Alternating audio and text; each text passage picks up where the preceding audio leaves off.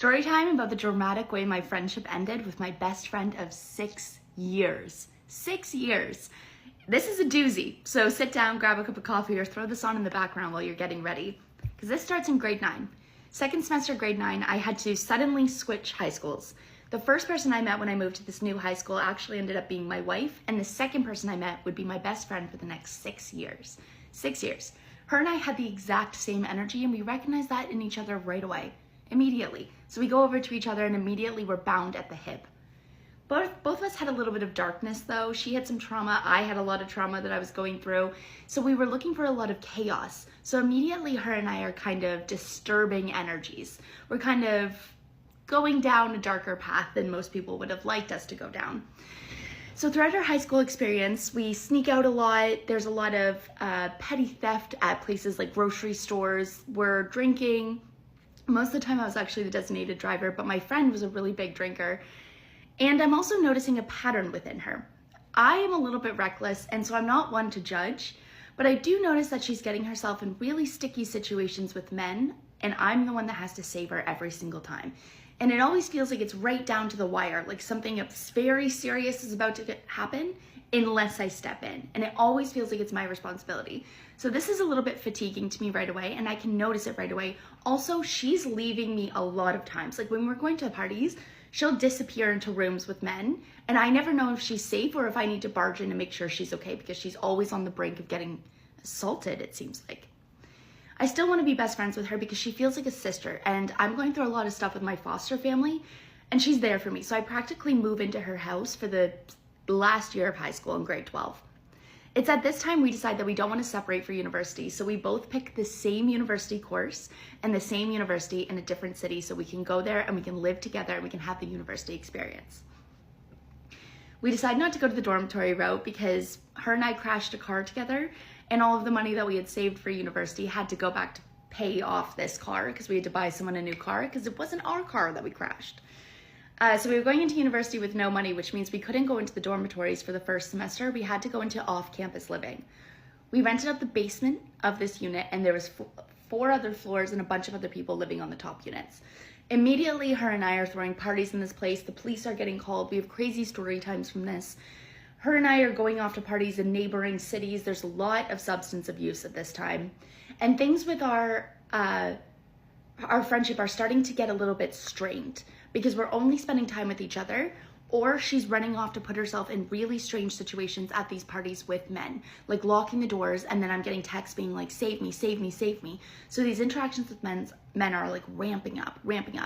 I start to get very depressed in university because our friendship is kind of breaking down. It's really wrapped around like chaos and partying and substance abuse and things like that. So the second semester we're like, we need to be around more people. We need to go into the actual dormitories. So we go into the dormitories, and this is where we have the first huge fight of our friendship. Keep in mind, we've been friends for 4 years now. First huge fight, because we go to a Kygo concert with one of our other friends. At the Kygo concert, a man walks up to the 3 of us and points at us and goes, yes, no, maybe. My best friend is the one that got the yes. My other friend is the one that got the maybe. I'm the one that got the no. That is wildly offensive, and it was wildly offensive to me at, I think I was 19 years old. And then to have my best friend beside me who got the yes get giddy and thank him for his opinion, that pissed me off. So I picked a fight about it. I was like, you're absolutely joking. The maybe was rude and the no is rude. Since when are we just objects for someone to approve whether or not they would want to have sex with us? And why the hell would you cheer him on for making that judgment about your best friends? She doesn't understand. So we're screaming at each other in the hallway of our dormitories. Like, people told us this was crazy. This was disruptive of our sleep. This is a fracture in our friendship, a very big fracture. The first year of university ends. I decide I'm not going to go back. She decides she's going to transfer universities. This summer is the last summer of our friendship.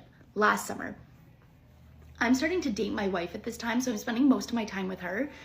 I'm also embracing the side of me that is gay. So I'm experimenting more with like men's clothes by wearing men's baggy jeans, which I don't think is that big of an issue. And like different things. I'm just trying to figure out who I am as a person. This is when my best friend comes up to me and says, you know, if I closed my eyes or if I just looked at you from the neck down, you would look like a man. Also, I had her over for a party one time, and it was just an intimate party with a couple other people, and she said, you know, you can be gay, you just can't talk to me about it, because how would I ever relate to you? That's weird, right? It was also very weird when she decided she wanted to befriend my wife, befriend the person that I was starting to date, that I knew was going to become my wife. All of a sudden, she wants to cut me out of the picture with this girl. This is the second time this has happened, because we went to a club before. This girl is straight, by the way. My best friend is straight. So we went to a club before, and this girl started hitting on me, and I turned my back, and the next thing I know, Sally is right there, almost making out with this girl. So now it's looking to me like anyone that has interest in me, she wants for herself, regardless of gender. She starts to date a guy at this time, and this will be the ultimate demise of our entire friendship, and it's just sad that it all got thrown away from this. I'll tell you how it all how it all came back to be recently, though. So she starts dating this guy. She thinks it's like she thinks it's the love of her life. She met him at university. I know him. He's a psychopath. I keep telling her he's a bad, bad guy. The things that he says to you, the things he does to you is bad, but she enjoys being treated bad. So there's only so much you can say before someone just has to intervene for themselves. If these are the standards she's setting for herself, I will never be the one that will be able to tell her that she's wrong about her own standards, you know? So she starts up dating this guy again. And oh my God, my voice. She starts dating this guy again, and I'm like, okay, this is your own demise. I don't want to be a part of this. And I get a text message from her one day. It's about 4 paragraphs long, and she is friendship breaking up with me to choose him. And I responded, and I was like, what the fuck? This is right before I was about to move away to Europe for 8 months. So it was very unnecessary for me to get a text saying she didn't want to hang out with me as much, because I was already on my way to Europe. So she breaks up with me before I go to Europe, which is such a bizarre thing to do in a friendship as well. And it's not like I was demanding all of her time. I'd spent most of my summer with another person who I was hoping to be my wife, who ended up becoming my wife. So anyways, I received this, and I kind of just say, all right, well, screw you. And I go away to Europe, and she never talks to me. Never talks to me. I tried to reconnect with her when I moved over to an island to heal myself for 2 years. I told her I was dating my wife again, because me and my wife took some time apart. And I FaceTimed her, and I was like, yeah, look, I'm back with my wife. And she laughed. She just laughed at me over the phone. And I was like, this is exactly who you are. It's exactly who you are. I saw her in person one time when I moved back to Toronto, and she said, the first comment she made to me was about my weight. And I was like, you're the same person. You're the same person. And then she talked to me again recently, sending me some memories and talking about like our past and being like, oh, these are such good memories. And you have to be like, yeah, they are really good memories. If you don't really think about how it ended, if you don't really think about how often you discarded me for men or how little you valued yourself. Very bizarre friendship, very bizarre, almost like relationship that I had with her. I think I'm in the process of being estranged from my family, so let's talk about it. Buckle up. This is a long story. I'll also preface this by saying my family does suffer from a case of TDAH. That didn't happen. I can only speculate why they suffer from this condition. My speculation is that it's to protect the family name, okay? This is all my own opinion. Maybe I'm not being estranged, but I find that really hard to believe. I'm going to explain why I may be estranged from my family, or in the process. The first reason being my family hates my TikTok. And when I say my family, I mean my siblings. My parents are just kind of bystanders. How their kids treat each other, they don't really believe is any of their business. They don't care. It's how it's always been. Okay, so my siblings hate my TikTok. They constantly think I'm trying to out my family and my parents, which I'm not trying to out anybody. I'm speaking from experience. Unfortunately, my experience is pretty negative. They have repeatedly accused me of lying about how we grew up. They really care about upholding the family image, despite what actually happened. And one of the ways that I have started coping with the negative side effects of how my siblings and family treat me is by posting about it on my TikTok, like sharing my thoughts and feelings. There are times where I want to be around family. The issue is when I go back home, that family, that's not reciprocated. Let's get to the point. The first time I knew they had an issue with my TikTok, I was following a trend of snacks that we grew up with. I already knew that trend mine was going to be an extreme version of that trend, because it genuinely was. The stuff we grew up eating was not very orthodox. You won't be able to find it on my account anymore because I deleted it shortly after posting, and after seeing the traction it was getting. I was getting texts from my siblings saying, take this down, this isn't true. And in order to keep the peace, I deleted it. The reason why they wanted me to take it down, I think it kind of highlighted some neglect and therefore slightly abusive tendencies that my parents had. Let me explain. My parents had 9 kids, so there were significant age gaps. My dad was gone working because you have 9 kids. My mom was a stay-at-home mom. My dad's pretty busy. He's preoccupied. And my parents got divorced when I was in 5th grade, so I don't actually know where she was. Okay, I don't know what she was doing. Probably at a sports game, whatever. All I know is she wasn't home. My older siblings were the ones in charge of taking care of us. They're teenagers and we weren't really being taken care of. They would just kind of shoo us off. For us, it was a regular thing. I look at my nieces and nephews now and I can't imagine them being left home alone. We're gonna keep going. We're gonna keep going about my TikToks. They were not happy about that. One of my sisters texted me and she goes, you know this isn't true. You're just posting this for attention. You were never left home alone. Anytime you were left, you always had 2 or 3 siblings. Yeah, 2 or 3 siblings that were my age. And we're not even gonna get into the issues when you have older siblings watching younger siblings. The Stanford prison experiment, I believe that also created an unhealthy dynamic between siblings to give older siblings power over the younger ones. I'm definitely not going to shy away from saying sibling abuse was very, very prevalent in my family. Extremely.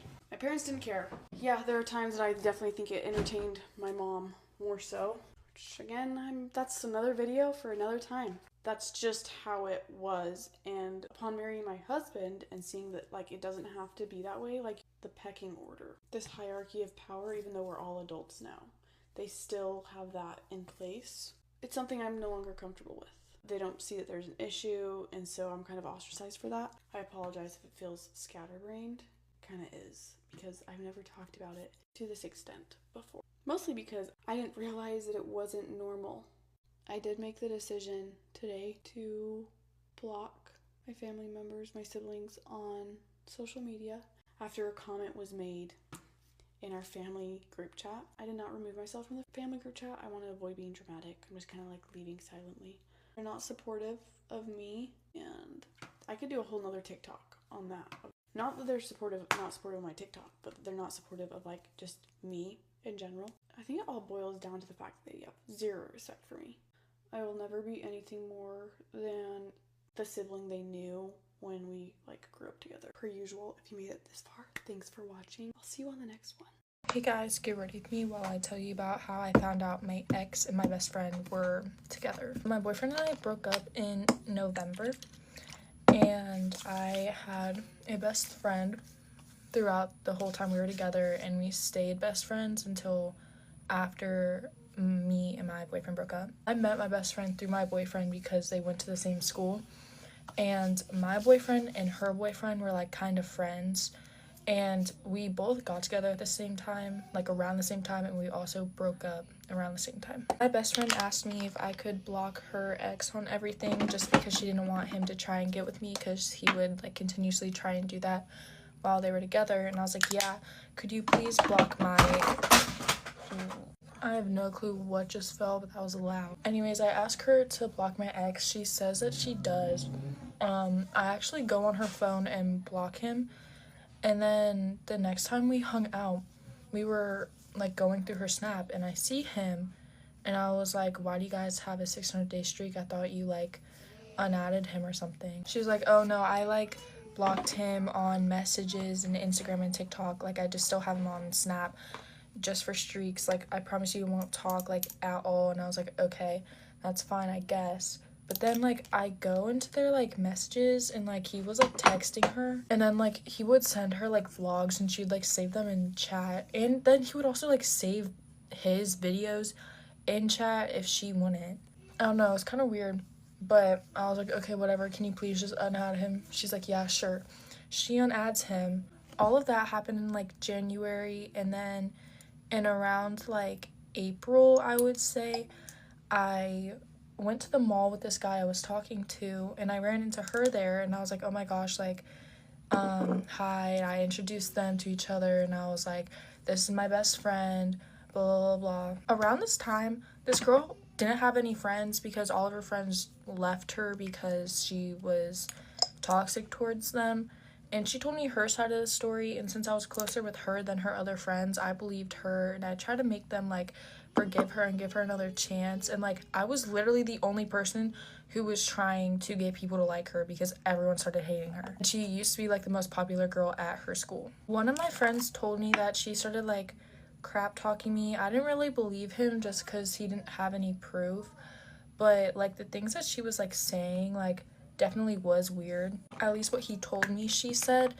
But one time she told my ex's best friend that I wanted to like do freaky stuff with him while me and my boyfriend were together. That was one of the reasons why him and I broke up, because she told him that. And that should have been like the last straw for me. I should have just ended our friendship there, but she was like, no, I never said that. I don't know why she's saying, or why he's saying all that. Like, I promise you I didn't say that. I just decided to believe her because I was like, it doesn't matter. And I told her, like, no matter what happens, I'm always going to choose our friendship over a boy. After I got home from the mall, I texted my friend. I was like, hey, I just saw so-and-so at the mall. She was with her friends. And he was like, oh, Ellie, I need to tell you something. And he said, she was at your ex's house the other night, one-on-one. My stomach literally dropped. I was like, you're joking, right? Like, she hasn't blocked on everything. What are you talking about? He's being dead serious. My heart has never beat so hard in my life. Also, if you guys hear anything like in the background, it's just my brother. So I call her and she answers and I'm like, so why were you at my ex's house the other night? She's like, what are you talking about? I was like, why were you at his house? She's like, who told you that? I was like, answer my question, why were you at his house? And she was like, just tell me who told you. I said, no, tell me why you were at his house. And she said, I had to talk to him about my ex. And I was like, you couldn't have just called him or texted him? And also, you told me you had him blocked on everything. Why couldn't you have talked to anybody else? And why would you even have communication with him? She was like, I only unblocked him because he was my partner for a French project. And like, we just started talking from there, and we're just friends. Like, I promise, like, there's nothing between us. I was like, why would you lie to me and tell me you still have him blocked and you didn't have any communication with him? That's my phone. She was like, I know, I'm sorry. Like, I really, like, don't know why I did that. Please just forgive me. I was like, I'll forgive you if you block him and stop being friends with him. And she's like, I can't do that. I'm sorry. Like, he's one of my close friends. I was like, I'm your best friend. You couldn't, like, just keep one person blocked for me. You could have done it to anybody else. Like, I don't care if it was my ex-talking stage, but my ex-boyfriend that I dated for almost a year, who she has comforted me and seen me cry over him for months and months and months because of all the stuff he did and said about me. And so I straight up told her, I was like, you're a horrible friend and you're a horrible person. I should have listened to everybody and what they were saying about you because I was stupid for defending you. And it would also be different if my ex and I ended on good terms. We did not end on good terms at all. And of course she knew that. She says that they were just friends or whatever, and she blocks me on everything because I told her that I wasn't going to be her friend if she was still friends with my ex. So my best friend chose my ex over me. And then I told this girl at my school what happened because I made her and then my ex-best friend become friends. And that's a whole nother story for another time, but everybody at my school started hating me. And then over the next couple months, I would like look at my ex's reposts and it was all about like, I can't tell if she likes me or not, like holy mixed signals, all this stuff. And it was obviously about my ex-best friend because of what his friends were telling me. And his friends would tell me how like, he would always tell them like, oh, I'm coming back from so-and-so's house, aka my ex-best friend, or that she was just at his house. And then he would tell them about like how he liked her a lot. Oh, but they were just friends. Also try to justify her actions by saying like, oh, well, one time like I told you this guy was cute and then you called him the same day. I called him because he asked me to model for his clothing brand. I wasn't flirting with him. I wasn't trying to get with him. I didn't even like him, and he's way too old for me and her. We're the same age. I don't know why she's trying to go for people who are like 3-4 years older than us, while she was messing with my ex at the exact same time anyways. So I was just like, I gave up. Like, I don't know what to tell you, bro. Ever since then, this girl has absolutely ruined my life.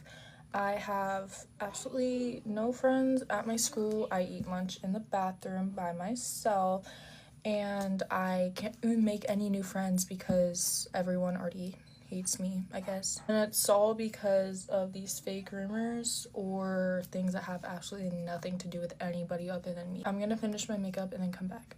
I never finished my makeup. I will do a story time on why everybody hates me at my school, but other than that, thank you guys so much for watching. Bye.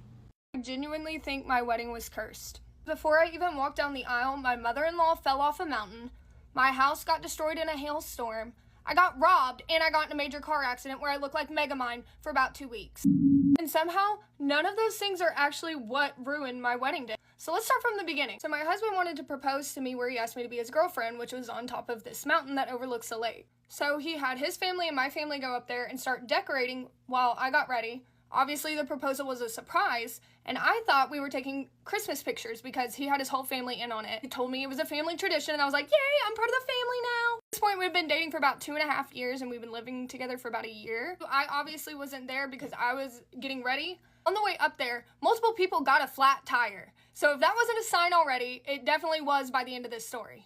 What ended up happening was my mother-in-law was decorating on top of this ledge on the mountain. The way that my sisters told it, she was up there stringing up some string lights, and everybody was like, be careful, you know, don't fall. And she's like, no, I'm good, I got this. The way that she told it, she took a step back because she thought she had more of the ledge behind her and just dropped. So they turned around because they heard something, and she's just gone. My youngest sister at the time was in nursing school, so she runs over to the edge of the cliff where she last saw my mother-in-law. Looks down, and there she is at the bottom of the mountain. And around this time, we get a call from my husband's sister. She's relaying that mom fell off the cliff, but she thinks she just broke her ankle, and she's not there yet. Dad had called and said, hey, mom fell off the cliff, we think she broke her ankle. So she tells my husband, hey, you could probably still go ahead with the proposal.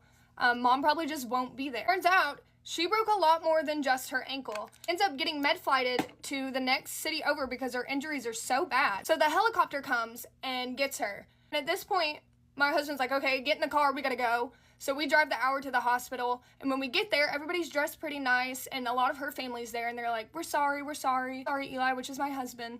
They were like, but you can still do it. At this point, I'm catching on, but right now is not the time to play detective. Long story short, she ends up being in a wheelchair for months. At this point, I thought that would be the worst thing we were going to go through. Now, I realized it was really just the beginning. Because then we had to move back in with our parents. Part 2 of my cursed wedding. The horrible thing that ended up happening was my dog got hit by a car. Not the worst part. Somebody drug her body over towards our mailbox and just left her there. We didn't have any other choice but to just bury her and have a little ceremony/funeral. And this really tore me up. For 2 weeks after Maggie died, my dog, a hailstorm came through. Time we were at my papa's house, the hailstorm wasn't coming through, like it wasn't gonna affect us. I thought, oh, a turn of luck, right?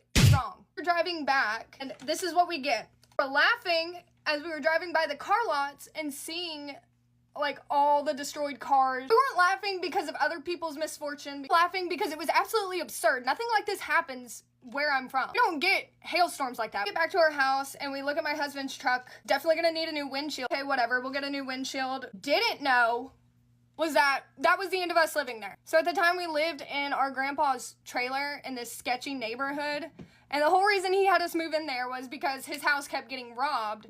So you guys could live over there and keep an eye on it. So we walk into our trailer. It's like somebody's dumping 5-gallon buckets of water through holes in the ceiling. At this point, we're like, okay, we can't stay here. So we go over to my mom's house and we plan to stay the night there. At night, we're freaking out, panicking, like, what are we gonna do? Where are we gonna live? How are we gonna get everything out of this house? I didn't think it was that bad. Some stuff is gonna be damaged. It'll be fine. We'll be able to move everything else out.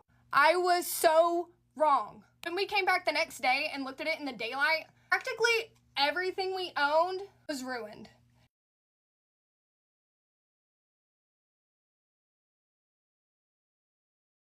I was in my junior year of college at the time. My textbooks ruined, computer ruined, anything I needed for school gone. On top of that, we lost a bunch of our clothes, shoes, everything, because it was also so freaking humid. Everything had started to mold within days. We get pretty much everything that is salvageable out. The things that we can't salvage, we put in the shed on the property. Because if you've ever lived in a trailer, you know how flimsy those doors are, and we didn't want our stuff getting stolen. And the shed had like a real solid door. We thought our stuff was gonna be fine in there until we could move over to either my mom's house or his parents' house. We'll get the stuff out when we can. We come back and we find the shed door broken open. These freaking tweakers in our neighborhood broke into our shed, stole my bras, my panties, my high school diploma, my husband's gun, amongst other things. My diploma? My panties? Bring my panties around the trailer park? Like, I like to imagine though that my high school diploma is like on a shelf somewhere. They have it like as a decoration, like a status symbol. Like, you can't tell me anything, bro. I actually graduated high school. Like, I'm imagining like trailer park boys. They also took my cap and gown too. About a year and 2 months out from our wedding, we're living with our parents again. And that's not the end, because it keeps going. Part 3 of my cursed wedding. We're back living with our parents when the next atrocity happened. So about 8 months out from our wedding, I go to get my hair done, and my usual girl is on maternity leave. I go to someone that I've seen in the past, and they've done a pretty good job. I've been getting my hair dyed blonde since senior year of high school. So I haven't seen myself as anything other than blonde for about 4 years. So I go in and tell her I want a highlight because that's what I'm used to getting. And she goes all the way to the top, and I said, yeah. Girl, I walked out of there botched. Botched. Absolutely botched.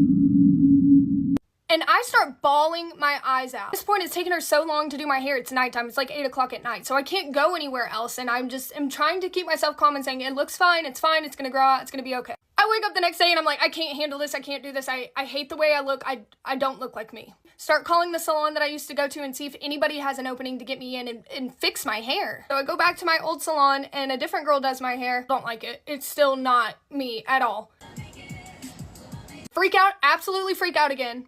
Go and get a thing of box dye from Walmart and dye my hair brown. Which ends up being an even bigger mistake. The brown freaks me out so bad that I start crying hysterically and having a panic attack because I'm thinking this cannot be fixed before my wedding and me still have hair on my head. Working as a journalist for the local newspaper at the time. So I'm in front of people all day long, talking to them, interviewing them on camera, taking pictures.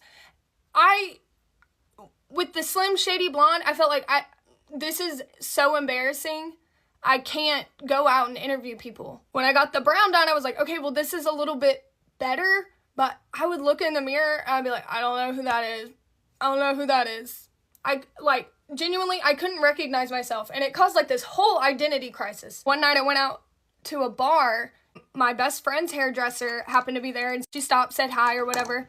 My friend had reached out to her and was like, fix my friend's hair, please. Like, she got botched. We don't know what to do. And she was also on maternity leave at the time. See her in this bar. She goes, you're the girl that got botched? I was like, yeah. She goes, your hair was so effed up. Your hair was so effed up. And I'm blonde at this time, so it's not freaking me out. But I was like, right? I just consider it a lesson learned. But I wasn't done learning lessons. 3 months before my wedding, I go to my bridal shower with a black eye. So I'm breaking up with my boyfriend tomorrow, and I'm actually really upset about it. You can't tell because I don't show my emotions ever, but like it's really hurting. But basically, we were in a big fight, and I saw that he was following back some girls that had just followed him, and literally the day before he made a huge deal about me not following other guys, and I was like, that's fine because I'm not doing that anyway. Like, random guys, obviously friends of mine, I'm okay, that's fine. But like, and I was like, you just don't do the same. Like, don't be like in other naked, like, thirst traps, you know? Like, that's just makes me look bad. It makes you look bad. My friends see that, and like, anyway. But he was like, yeah. And then I'd seen that he was following girls, and I was just like, I'm done. Like, it's over. I'm done. And he was chasing me back, trying to get me back. And he was like, look, I'm not following these girls. I'm not following them. I'm like, what do you mean? I just saw that you were following them. Did you unfollow them? He goes, no, babe. Are you okay? Like, are you okay? Like, you're so tired. and I accepted it, which looking back was dumb. But we ended up breaking up like an hour later. It only lasted an hour. He called me. I took him back immediately. I checked to see if he was following any of these girls. And I checked for the next few days because it was just like stuck in my head, and I have their names memorized because it was like there in my head. But I just saw now she popped up on my Instagram feed and he's following her, which means he followed her after we got back together. And I looked at the other girls and he's following all of them. So that's kind of just it for me. I can't do that, especially since he lied to me about it. Sorry, I don't know what to do. I'm gonna update you guys tomorrow, because I'm not good at breaking up with people, nor am I good at staying with it when I'm trying to break up with people, and I tend to take them back just because, like, my emotions are there, and, like, I want you to be, like, it's so good when it's good, and then shit like this happens, and now I'm saying that, like, I've turned into the girl that's like, oh, it's so good when it's good, like, I don't know. And he just met my parents like 2 days ago, and I'm so dumb. I can't put myself through this anymore. I can't. I've never looked through someone's Instagram following. I've never done that because I've never felt the need to, and this is just like, I can't. And he said something the other day that really bothered me. He was like, what did he say? He was like, oh, you're not leaving me. And I was like, what do you mean? Like, if you screw up, I'm leaving, and that will be it. And now I'm like, if I do this, I need to stick to it. So guys, like, I'm scared. I really don't. I'll update you tomorrow. Many people know that there is a creator on here that is going through a divorce, and she doesn't want anyone else to talk about it, so I will respect that. However, I think that my story could possibly help a lot of people, and maybe give some peace to them. I'm a slow talker, so double X me if you need to. So hi, I'm Lindsay. I am 40 years old, and I was married for almost 10 years. I have 2 kids. My daughter's 14, my son's 12. I've been raising them completely on my own since 2016. I met my ex-husband when I was 15 years old, and he was 17. We met in high school through a friend. It's so insane to think about now because I have a 14-year-old and I'm like, we both had some family trauma stuff that I think bonded us pretty deeply, and he was very good at being just my friend. He went on to graduate and join the military, and once I was 20, we got married and I moved up to Washington. He put me through school and I put him through school after he got out. 6 years later, we decided to have a child, and so we brought my daughter, my beautiful daughter, into the world. And 2 years after that, we decided to have another one, which was my son. I was always his biggest cheerleader. Too much so, to be honest, which then turned into me being a maternal figure to him, which created a lot of issues in our relationship. I also never felt like I was enough, or I was too much. I was the one that was always trying to initiate connection at all, and he didn't seem like he really liked me, you know, in hindsight. I did a lot of things that insecure women do. I changed my hair to what I thought he would like. I got tattoos. What didn't I do? I did everything and anything I could to try to get him to love me more. So when I was pregnant with my son, when I was 4 months pregnant, my little brother, who was 25 at that time, he had broken his wrist. And during that time period, oxy addiction, painkiller addiction was definitely on the rise. He got addicted very quickly, which turned into him accidentally ODing. It's a very, very, very painful subject for me because it completely changed every atom in my body. It also didn't help that I was pregnant and I was working full-time, had the toddler, was pregnant, and cooking all of our meals, cleaning everything, and paying all the bills. So as you can imagine, he was not capable of being the type of partner that I really desperately needed at that time. I needed a rock, and he wasn't there. So I begged him to move to Idaho to be closer to my family. And it was way cheaper at that time to live here. And we found a cute little place, and we quit our jobs, and we moved to Idaho. My son was 6 months at that time. So we were together in Idaho for almost another 6 months. The week of my son's first birthday, he sat me down completely out of the blue. Looking back, it's not, but he never, ever, ever spoke to me about his feelings, ever. Told me that he wasn't attracted to me anymore, and that he wasn't in love with me anymore, and he wanted a divorce. In 1 year, I had gone pregnant, lost my brother, quit my job of many years, and moved to a whole nother state, and then was told that I was going to get divorced. And then, of course, like I'm sure you have guessed, which I knew the instant he told me that, I said, "Who is she?" And of course he wouldn't tell me, but I later found out that he was obviously with someone else.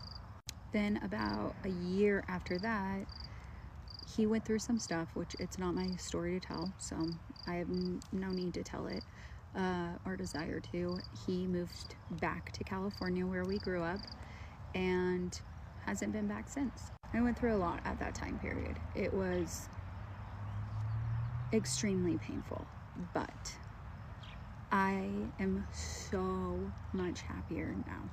Here are a few little things that I wish that I would have listened to and I would have done so that I could have healed and been in healthier relationships back then. Number 1, feel it. Feel it and let yourself feel it, and do not need or look for validation in others. I'm not just talking about validation from men. I'm talking about it from your friends and your family and everything else. Yes, you need to vent, but you need to get into therapy to talk to someone else about it, because people will get drained, and not everyone is going to be happy or support you in it. The next thing, you just need support. You don't need feedback. You just need support and love. If you're anything like me, not everyone is, you're already beating yourself up so deeply that being around anyone who's going to cause you more anguish is just like not worth it.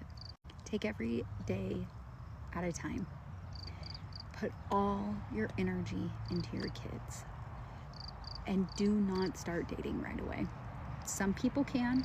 Some people, there's always an exception to every rule. Some people are very capable of meeting their person.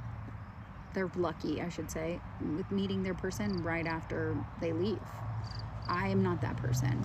I'm extremely loyal and dedicated, and even if I will never, unfortunately, leave a relationship even when it's probably over, because I'm so determined to make it work.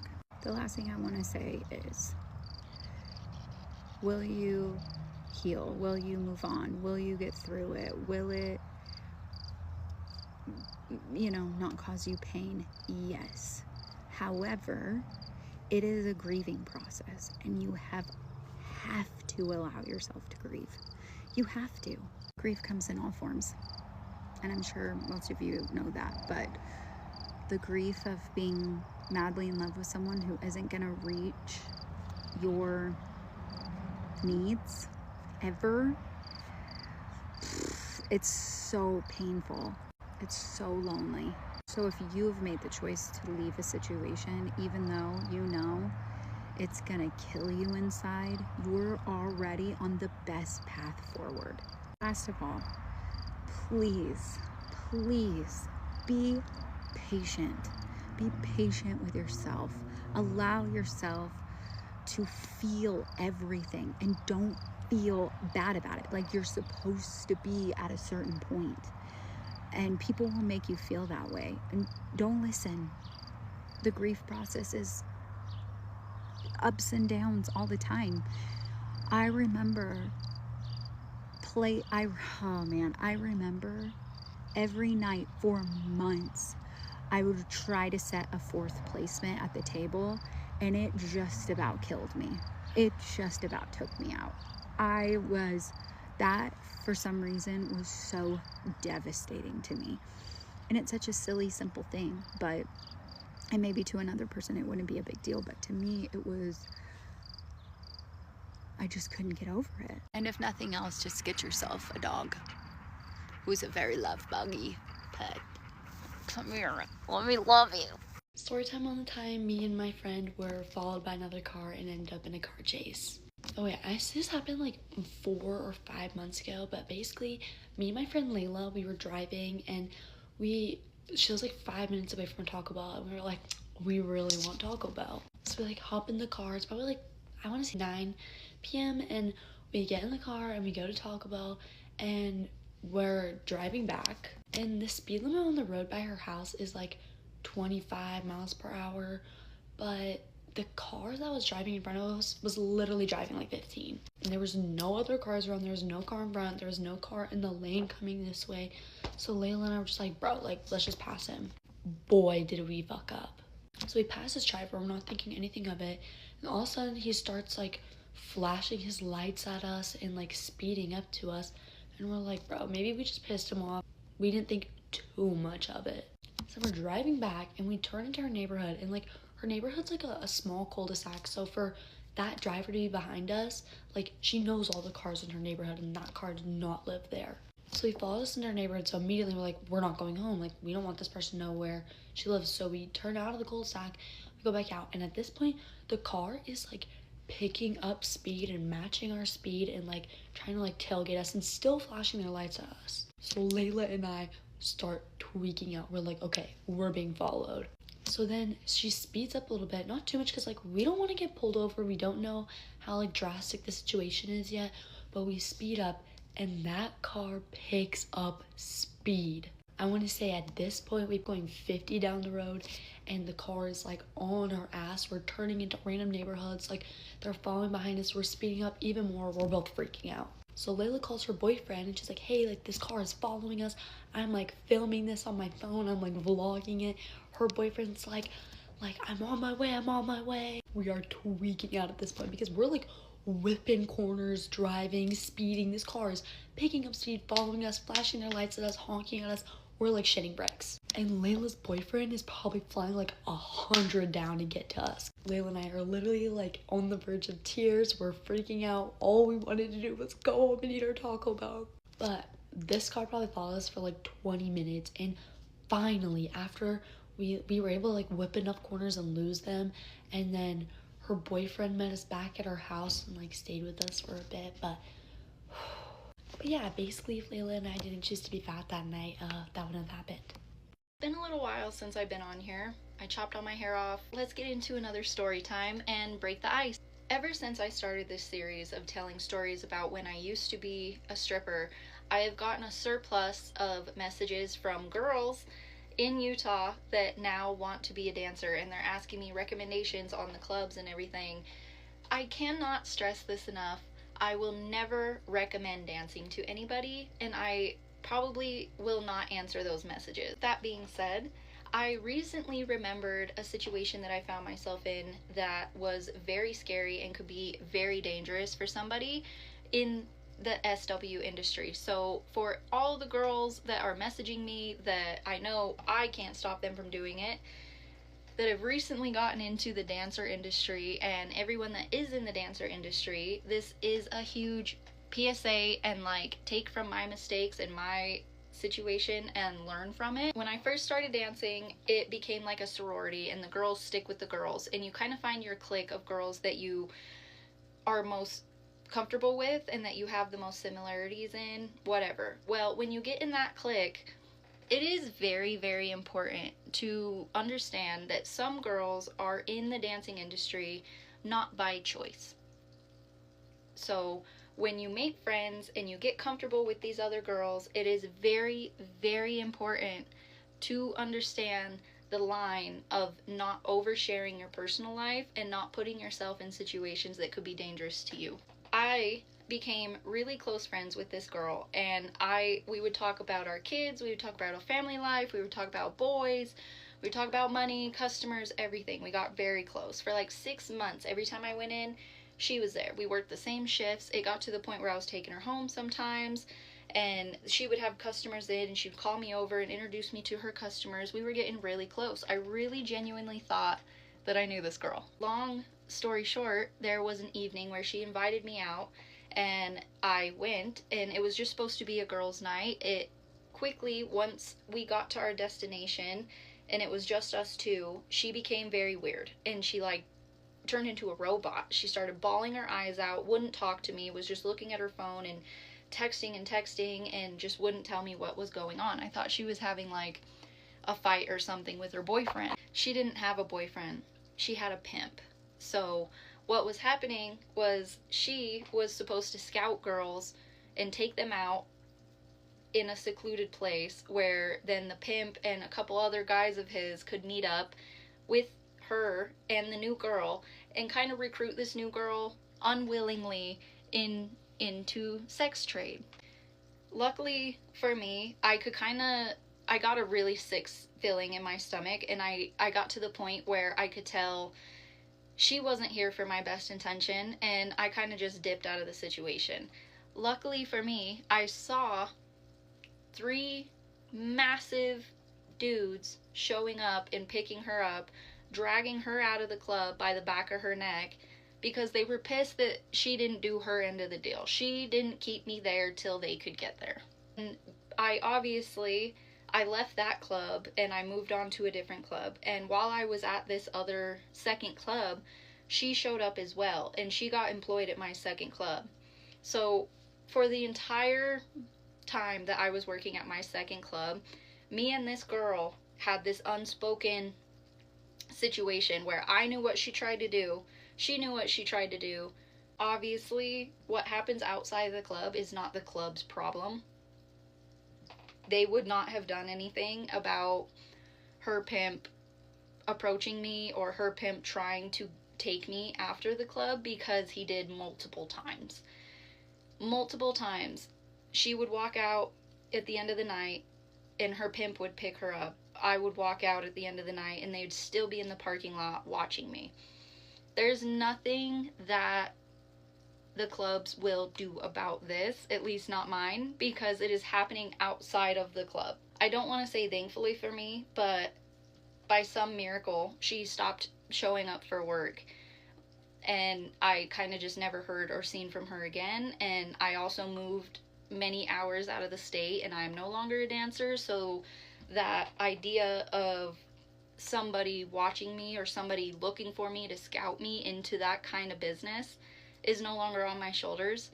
I just pray to God that by sharing this story, I can be any kind of PSA to women and girls in the stripping and dancing business.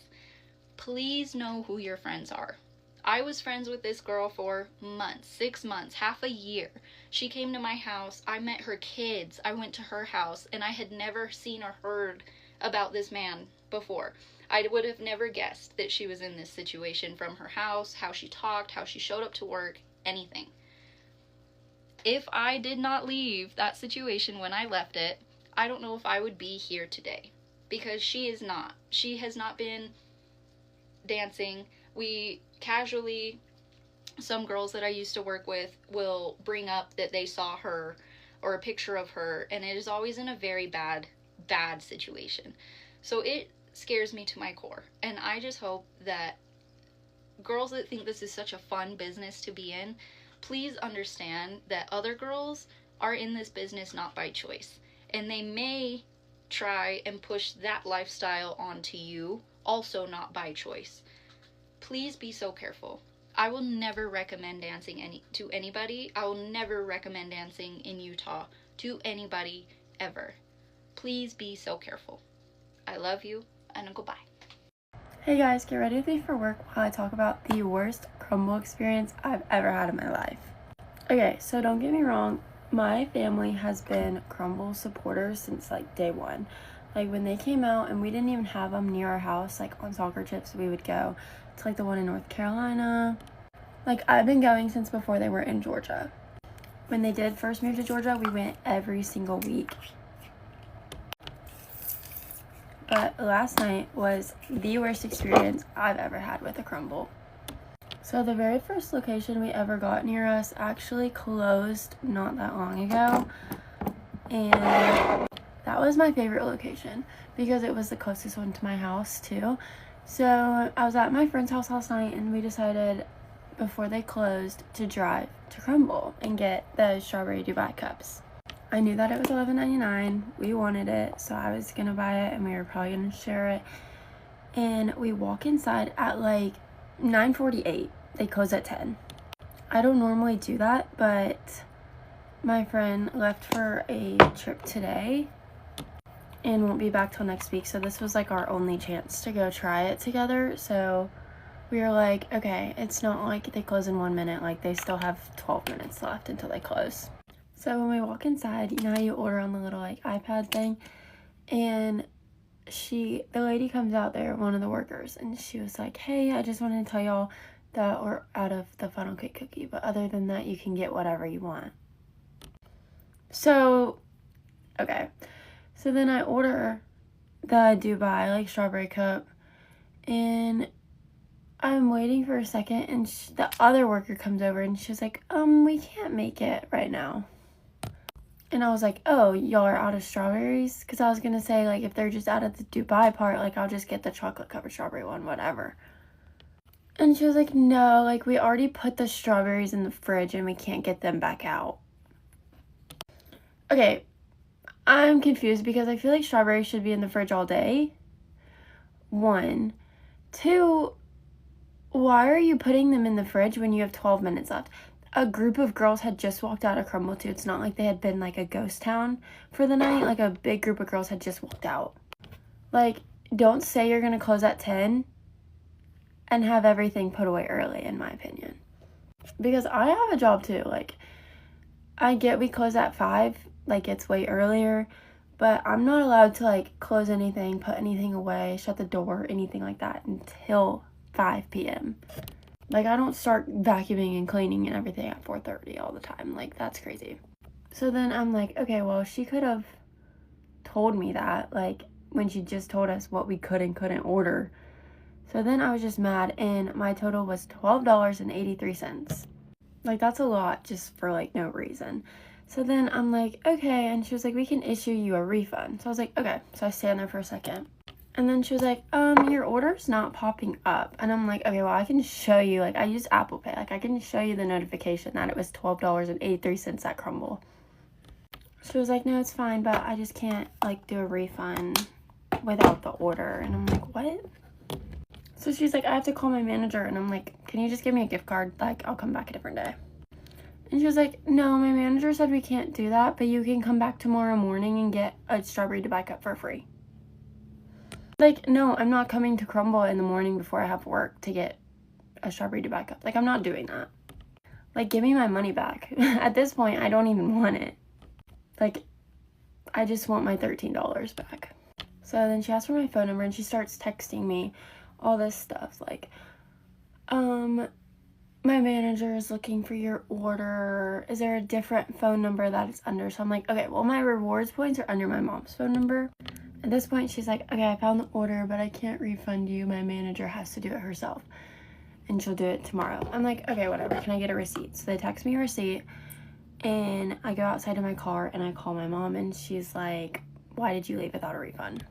And I'm like, I don't know. They were being difficult, and I kept arguing it, and they weren't, like, doing anything to help.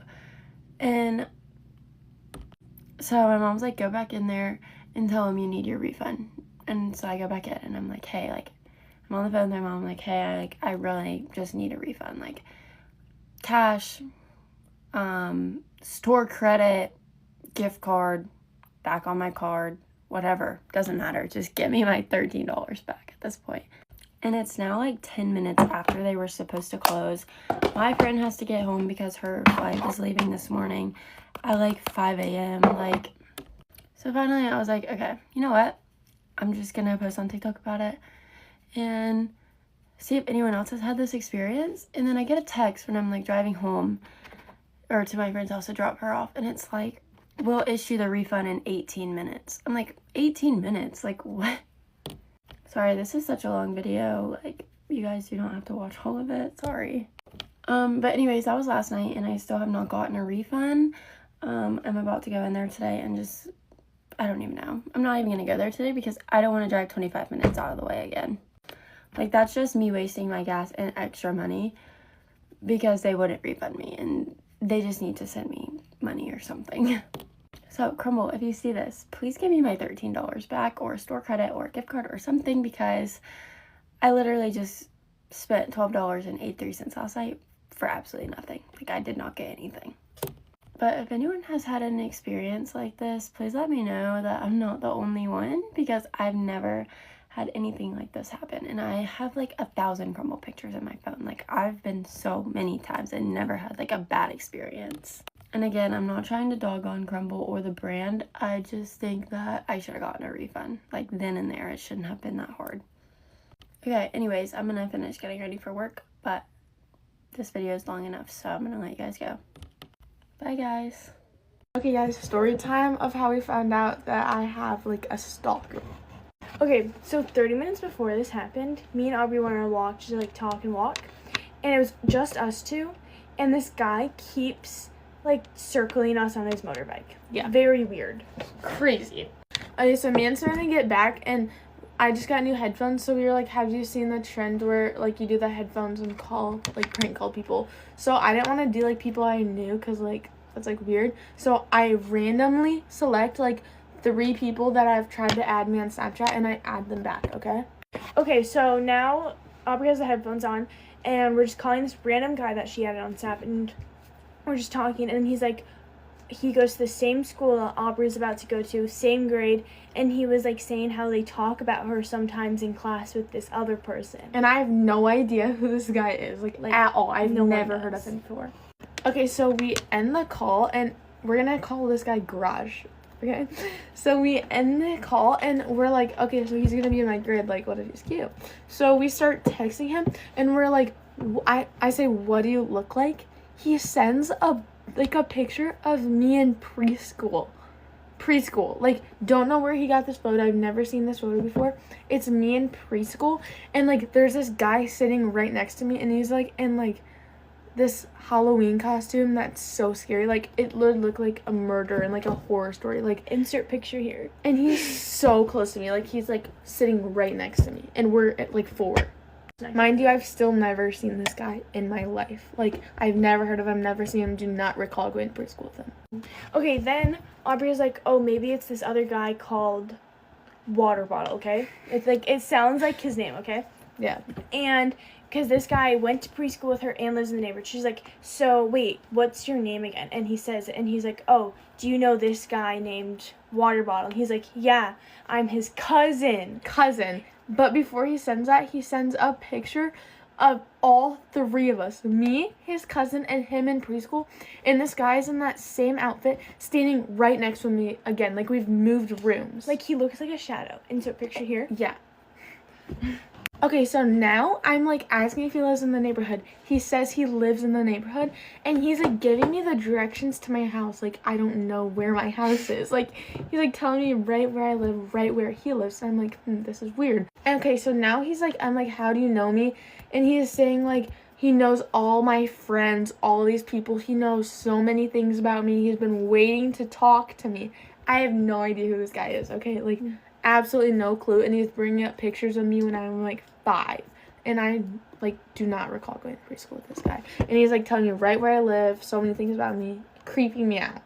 Okay, so you know how like we were saying we went on a walk and like there's a guy with a motorbike? He was the guy with the motorbike circling us, and he knew it was Aubrey. He was like, we asked him, he was like, wait, did you know it was Aubrey? He was like, yeah, I was too nervous to wave. Yeah, and like I have no idea who this is, and it was just me and Savannah going on this walk, like nobody. around my house, and he's the only other person out there circling us, like grinning, smiling circles. I have no idea who this guy is, and he knows me. Also, like, her neighborhood's, like, huge. Like, there's lots of neighborhood in, like, the one neighborhood. So, like, it was weird that he was in that one spot. Like, Yeah, because he said he lived in, like, a different spot, but, like, still, like, connected to our neighborhood. No idea who this guy is, and he, like, just saw us. And, like, yeah, but how random is that he saw us, and 30 minutes later, I randomly add someone on Snapchat, and it was him, and he has baby pictures of me. And also, we call the friends that, like, we know that he said he knows, and they're like, we've seen him before, but they, like, don't know him. Like, they just said that they've seen him before, because he always goes around the neighborhood on this, like, motorbike. And I promise you, like, guys, on my life, if you think this is a joke, I swear this is real. And we're, like, still freaked out. Yeah. And our windows were open, and we, like, closed them. Like, I genuinely think I have a stalker. I hope you guys watch this whole thing. I promise you, like, this is at the end, we'll, like, show, a like, million a percent fast real. thing of Yeah. the text. Our neighbor called the cops on us this morning, and I really never thought that we were going to be these kind of people, but I guess that we are. So here's what happened. Yesterday, I was in the backyard with my 6-year-old son, and we were playing with a remote-controlled airplane that he had just gotten for his birthday this past week. As it would happen, he flew it a little too high and a little too far, and it just plopped over the fence into our neighbor's yard. So, for important context, our yards are both fully fenced in with privacy fences. We share the one wall of privacy fence that it fell right over. And it was so close to the fence that had this been a chain link fence, we probably could have just reached our arm through and grabbed it, and it wouldn't have been a big deal. But because it's privacy, obviously that wasn't a viable option.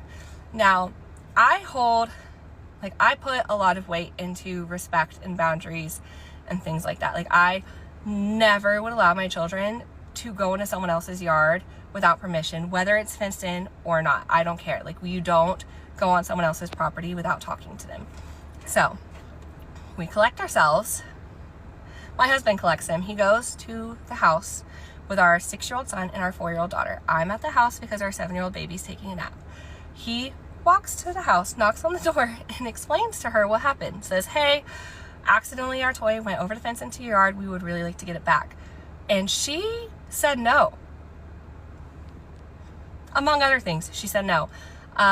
I think more shockingly was she looked at my 4 and 6-year-old and then accused them of, like, wanting to steal from her, whatever. I don't know. Maybe there's something going on there with, like, the paranoia. I don't know. Either way, she refused to give us back the toy.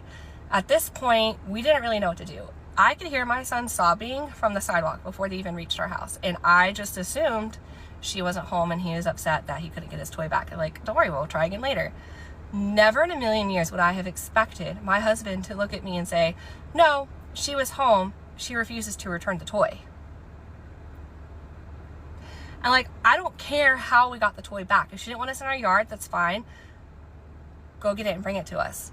Go get it, throw it over the fence, and we don't even have to interact with you again. Like, there were so many things that could have been done to return the toy, but she didn't. She refused. She wasn't going to return the toy to us. At this point, I'm at a loss. I am shocked. I'm stunned. I'm offended, for one, that she then, like, hurt my children's feelings so bad that she made them cry, like, accusing them of wanting to be a thief or whatever. And it was just a whole thing.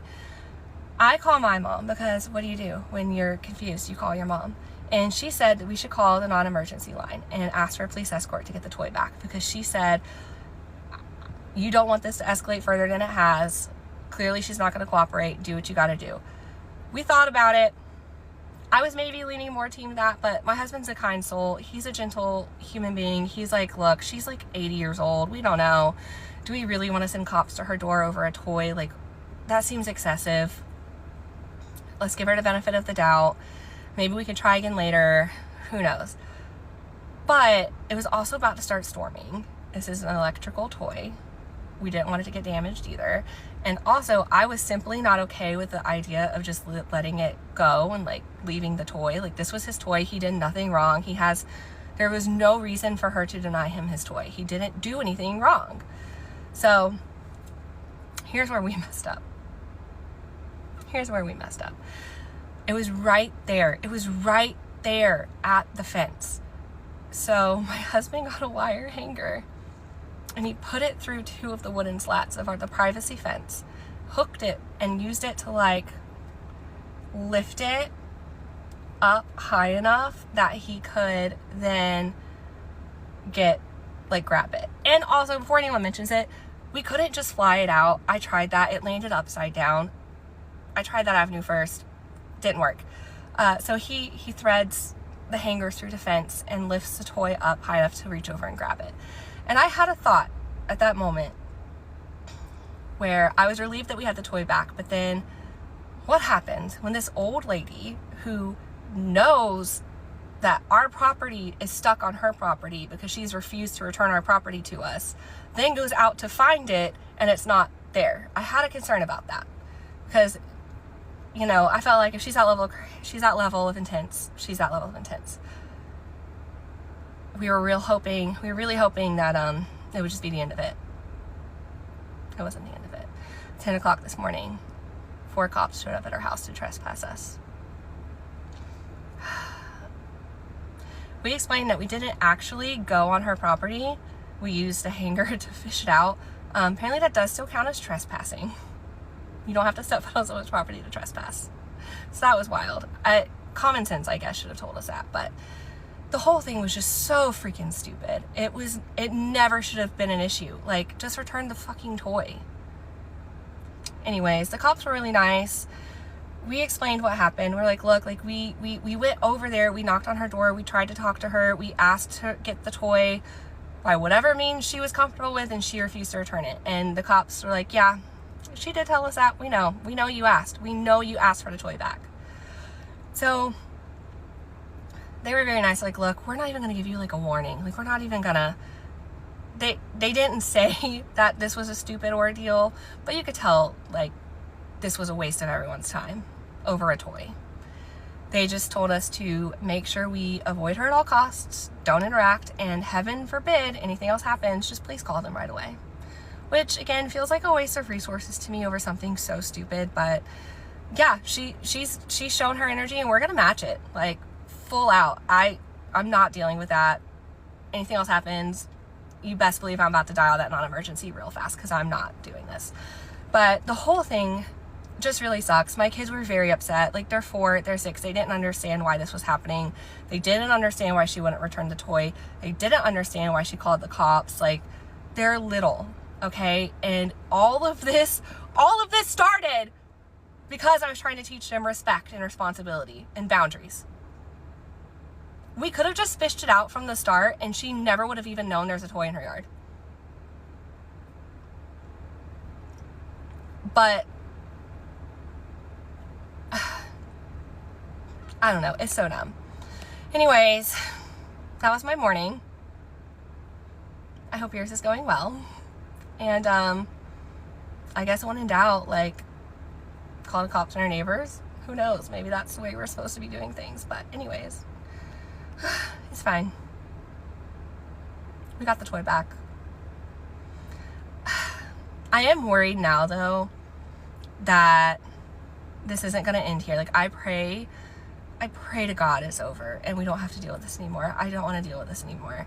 But I truly am worried that we have now painted a target for ourselves and that this is not going to be an isolated incident. That's my own paranoia. I have no reason to believe that other than the cops showing up at my house this morning over an airplane, toy airplane. But we're just going to go with, again, trying to go with the benefit of the doubt and that this is going to be over. My kids can keep living their lives. She can keep living hers. But yeah, my neighbor called the cops on us this morning over a toy airplane. Also, before anybody asks, this has never happened before. It's not like we're constantly getting toys in her yard and she's annoyed with us, constantly trying to get stuff from her. No, this was the only time it has ever happened. First and only time this has ever happened. But yeah, anyways, I'm still heated. It's fine. You have been warned. I'm about to be such a Karen. For context, I love shopping, I love clothes, I love fashion, I love designer stuff, but I am a 26-year-old young woman, so it's not like I can afford to buy that stuff regularly, if ever, at retail price, right? Like I've only ever bought designer stuff at full price like once or twice. So I was thrilled when my mom told me that they opened a designer consignment shop in my hometown. And I went for the first time a week and a half ago, and I got an Isabel Marant shirt and a Theory top, so you can imagine how much money I spent. And when I was there, I felt like they were just kind of like, it's a new store, right? So they're trying to make money. I was wearing all black, and they kept pointing out like stuff that was just so different from what I was wearing, and they're like, this would look so cute on you, and like whatever. But I was wearing a nice outfit. Like I was wearing mother jeans. We were talking about mother. I said that my jeans were mother. So yes, I'm young, but they knew that I had purchased stuff from these brands before. And I had mentioned like when I was checking out that I recently cleaned out my closet, and that included some designer stuff. I told them I got rid of a pair of frame jeans, a mother skirt, an Alice and Olivia dress, a rag and bone sweater, and a ton of stuff from Free People and Topshop, which they sold, and I told them that. I had messaged the owner because I saw that their selling was by appointment only, and I didn't get a text back from her, so I was like, you know what, it's close by. I'm just gonna like pop in after work and see if I can make an appointment in person. And I did that yesterday, and when I walked in, it wasn't the owner, it was the only other employee, I think. I don't know, I've only been there twice now. And I was like, hi, like, I don't know if you remember me, I'm Grace, I came in last week, I bought the Isabel Marant shirt and the Theory top, like, and she was like, oh yeah, I remember you. And then she told me like she remembers what I do for work and that I'm in business school, and I was like, yeah. I said, I've been trying to reach out to the owner to make an appointment to sell. I have the stuff with me that I was telling you about last week to sell. Can I make an appointment? And she was like, oh, you know, I'm not the one who takes care of appointments, so just send her another text. And I mentioned that I had texted her, and I also DM'd her on Instagram. So I was like, oh, I can't make an appointment with you while I'm here. She goes, how many things do you have? And I was like 30, but I can come back another time. And she was like, yeah, that would be good, because it was like 5:15 and they close at 6. She was like, because we had 6 appointments today and I'm only on bag number 2, but since you only have 30 things, okay, fine, go get the stuff. Very much giving me the vibe of like, let's knock this out real quick. I forgot to mention, I'm sorry. When she asked me how many things I had, she also asked what the brands were. And I said, Alice and Olivia, Mother, Frame, Rag and Bone, and Free People too. And she was like, yeah, okay, fine. I put this stuff down, like where the other bags were. And she was like, okay, let me just like get up. They have like a chaise in the back of the store. She was like, okay, put the bags down here. And immediately she just started like rifling through my stuff. And I was like, she had mentioned like, you know, she's not the one in charge of appointments. And I was like, oh, okay, I'll just like poke around because I don't want to like be invading your space. And I'm looking like around at all this stuff, and I'm like looking, like not trying to make her feel seen. I knew, because this has happened to me before at Buffalo Exchange, the one in Brookline, don't go there. I knew that she was pretending to go through my stuff. Like I felt it, and I was looking at the corner of my eye, and she's like this. I saw her, because the first thing I saw before I was like, oh, do you want me to like, you know, come back, whatever. She picked up a pair of Stuart Weitzman heels, unworn. I got them, but like nobody can fit into them because they're very oddly shaped, whatever. She would like pick them up. She immediately like threw them back, and I'm like, wait, what? Because they were like plain black pumps. I saw her like pick up a bag that I bought on Tik Toks shop, but like it looks like a nice bag, and that was the only thing that was not from a nice brand in there, because I'd been there before. Like I knew what they were looking for, but it looks like a nice bag. And then she was like, okay, I'm done. I'm not kidding. 4 minutes later. And then she goes like, yeah, so I'm not gonna take anything except this bag. And I'm like, are you fucking kidding me? Like a Rag and Bone sweater, an Alice and Olivia dress, a pair of Frame jeans. They had a pair of Scoop jeans from Walmart when I was there that they were selling for $40, as if they retail for $40. And she was like, yeah, because your stuff is all very young, and young stuff hasn't been selling well. Like, you see over there, that's where we keep all the stuff for teenage girls. I had told her before that I was 26, and she remembered me. She knew that I was in business school. So I'm like, oh, I look, and they keep all the stuff for teen girls in a bucket. And I started like pretending to poke through the bucket to be like, oh, and it's like not even tagged. It's not even full. Like, I'm like, no shit, it's not selling. And I like made like kind of like a snide comment. I was like, oh yeah, I get it. Like that Alice and Olivia dress, it's spaghetti strap. And I saw it's like one of those things where they don't pay you until the item sells, and it's from my hometown. So I saw tags of like the people's names, and it was girls I went to high school with. I'm like, these girls are the same age as me. I don't dress young, like whatever. And I was like, okay, what do you know about this other consignment shop? Do you think it would be worth it for me to take my stuff there? And she goes, yeah, it's all very high end. Ouch, because the stuff that I brought was high end. She's holding up the TikTok shop bag and she's like, yeah, like I could sell this, but I'm guessing it's not real leather. And I was like, no, it's not. And she was like, yeah, so let's hope it sells. And then I did end up buying this Reformation top, and I shouldn't have given them my money. I really shouldn't. But I am making this video because I'm going to post this after I've decided I'm going to go to that other consignment store with my young clothes. They are not. And I'm going to follow up with exactly how much money I make.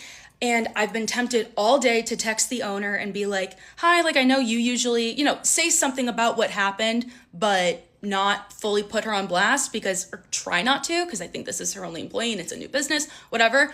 And then I'm going to mention exactly how much money I make from that other store that she said was too high end.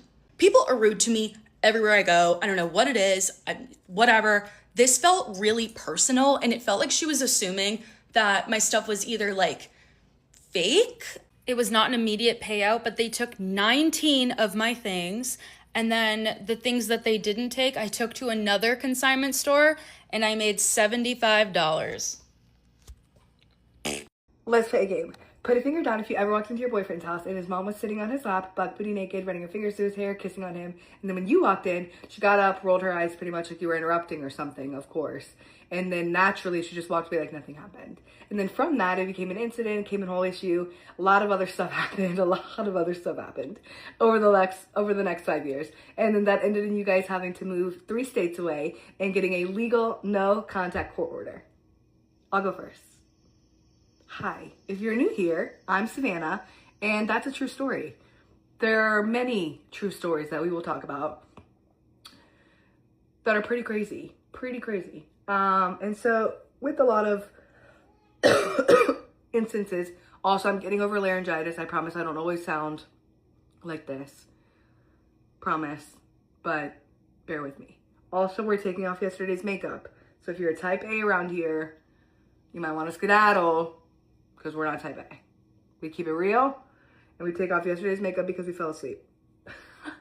Anyway, regardless, back to the stories. So, a lot of it started in his childhood. There's actually a picture that I'm going to show you guys at the end that I feel like pretty much sums up his childhood, where it was, she was all over him, obsessed with him in an enmeshed romantic way. And he was the victim of that. And so with him being the victim of that, it's not like he allowed it. It's not like he enjoyed it. That's what he thought moms did. That's what he thought moms did. That's what he thought parents did. A lot of it was kept secret and not talked about because it was very, let's put on a show and let's put on a front to hide what's going on. And so with that, he just kind of learned to cope with it. And so that's what happens with abuse and with grooming and with molestation or whatever the case is.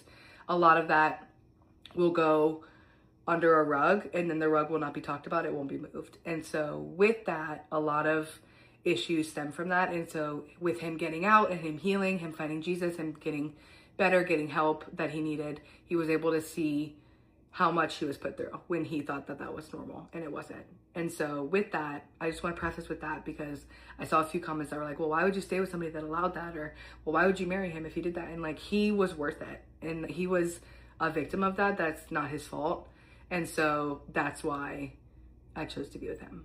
And I would choose him 100 times over. But anyway, So that's one of the few things in his childhood that we'll talk about, one of many. Another thing that I remember vividly was that she would bathe him. And so with that, if she wasn't bathing him, she would make him shower with her, and like soap up and lather and rinse and the whole 9 yards. And so with that, came a lot of sleepovers. When his dad was out of town, or if he was out or work or whatever, she would have him sleep in the bed with her, close, spoon, lay together, whatever you want to call it. And so with that, she was always kissing on him, rubbing on him, especially when I was around, because it was kind of like a girlfriend thing of like, this is my property, like, look what you don't have type thing. Even though I was a girlfriend, mind you. Now wife. Yeah. Crazy. Almost forgot who she was for a second there, huh? Almost forgot the mother role, the mama role. Anyway. Also, mind you, this is the same woman who allegedly had, I say allegedly because I wasn't there, but I have heard and have seen documented that there were alleged, hold up, there's a stray dog in my yard. 1 second. Okay, anyway, there was a stray dog and people were like knocking on our door for it. Anyway, regardless. So that was a lot of the stories that had happened. And so more things that had happened was I was always called Satan. Like that's literally what she called me. If it wasn't the other woman, that bitch, Satan, there's so many, I can't even remember them all. Anything but my name, really. And so with that, I think the last one that I'll talk about in part 1 is when she tried to pay our wedding photographer to have pictures without me, the bride, in them on our wedding day. It's a true story. And we're still friends with our photographer. And we'll joke about it sometimes because, like, imagine doing that. Please, get help. Anyway, speaking of getting help, I will do a part 2. I'm going to do a part 2. I have to film. There's so many things to talk about. There are so many things to talk about. But I will do a part 2. And I will get that out to y'all. So if you have any questions, anything, if anything's happening to you and you want to talk about it, let me know. My DMs are always open. Comments, anything you want. But otherwise, follow along and we will unpack this. Bye, y'all. All right, y'all. Part 2. We gonna do part 2 a little different today, though. We gonna have a little come to Jesus moment, if you will. So what I mean, first off, ignore the laundry in the background. That's a blue job. If you don't know what a blue job is, probably your job. So do with that information what you will. Regardless, back to business. We got a lot of mixed feedback or mixed reactions about what we shared, how we shared it, the videos that were posted, and I think, A, I expected it. It's the internet. You never know what you're gonna get. B, I think if you know Chris and I in person, actually know if you know Chris and I in person, that we've never been shy about sharing that situation. What we went through, what I went through, joining the family.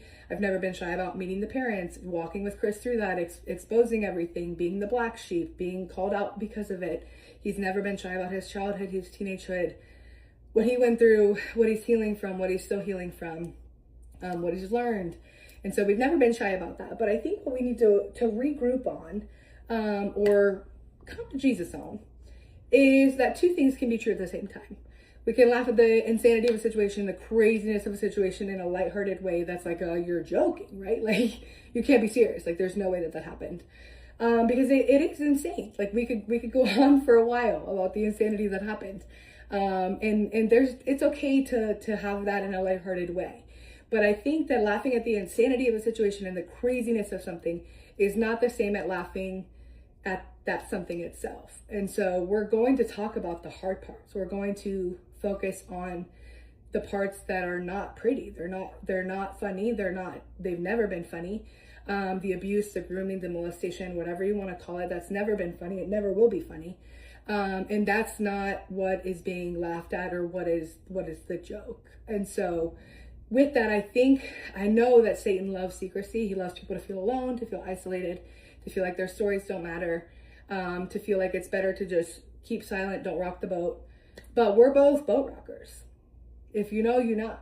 And so with that, we're going to talk about the hard parts. We're going to talk about the abuse, the grooming, the molestation. We're going to tell some crazy stories. We're going to laugh at the insanity. We're going to talk about multiple things. But I think the biggest thing to remember is that Satan's not going to win. He's never gonna win. He sure as heck ain't gonna win around here. No, sir, not in this house, not in this, no, sir.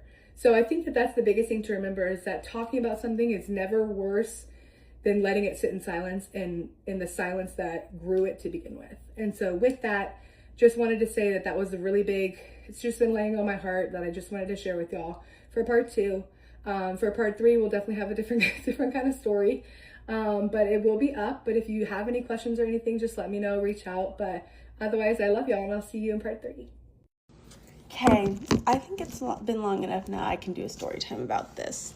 So I'm going to talk about my long-term subbing experience. Okay, I look a little orange, whatever. Okay, so December, like the last month of school before winter break, I was a long-term sub for a 2nd grade class. And needless to say, it was definitely the worst experience of my entire life. The environment was miserable. The people that I worked with were nice, but in a way that you could tell that I was like kind of an inconvenience. Even though I was stepping in the last month of school, which is by far the craziest month, I was given barely any direction except for one person, or 2 people actually, who really helped me through the entire experience. And if they were not there, then I definitely would have quit after like 2 days. So first of all, I had to start like a day early because it was my subbing day to like kind of prepare myself before my full-time gig. And it was because somebody was pregnant, so they ended up going into labor, so I just had to stay the rest of the day, and that's the day that I ended up starting rather than the next week, which was fine. Like, you can't control that, obviously. So I was excited. The class seemed good. Until they were not. Oh my god, my forehead looks huge. I'm sorry.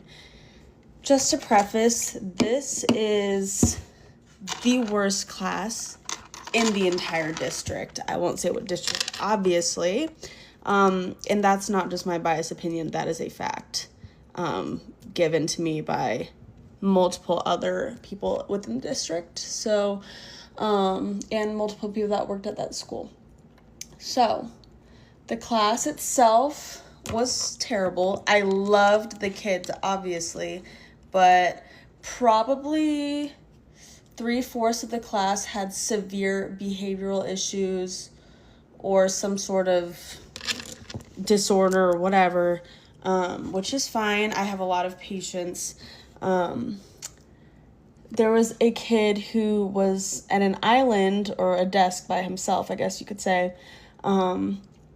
He stole 20 fake dollars from my desk that we give out every morning so they can like get a prize at the end of the week, if they're good, obviously. He stole 20 of them right in front of my face. He thought I wouldn't notice. So I told him, I was like, I'm probably going to mention him a couple of times, so I'm just going to call him Ben. Okay, so Ben steals the 20 fake dollars, like 20 singular $1 bills from my desk, and I say, Ben, that is stealing. When people steal, they go to jail. So Teddy, you need to go to the safe seat, even though he's already technically in a safe seat. And he was like, okay, because he doesn't care. None of these kids care. The same like 4 people would go to the safe seat and then the buddy room and then the focus room every single day. Couldn't teach because of them, which is probably an experience that most teachers have. But for my class, it was a situation. And then this ended up getting brought back to me later when I asked for a meeting with the assistant principal, who was no help to me at all. She was actually really rude. I was like, hey, like, I really want to continue doing this after break because I was supposed to be there December through March. So I asked if there could be like some sort of incentive, like jobs or behavior charts or something of the sort. I really suggested behavior charts because there wasn't any in my class for some reason. There was literally nothing for these kids who had severe behavioral issues. And she was like, oh, we actually don't do behavior charts. Those are really regressive. Mind you, I wanted to laugh in her face when she said this because the class that was down the hall from me, had 2 kids with behavior charts. So I was like, okay, great, you just lied to my face. Obviously, I didn't say that to her because I was already like on the verge of tears because she was just being really like, she had like this evil grin that was like fake. I was like, you're insane. What else did she say to me? And then she was like, and I also heard that you said that thieves go to jail, so you sent a kid to the safe seat comparing it to jail, and that's not appropriate because we do have many kids in this class who have parents who have been to jail.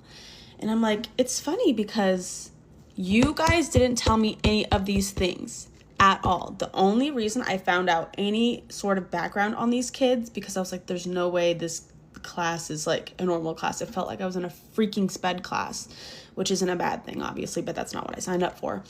Sorry, I just lost track. Hold on.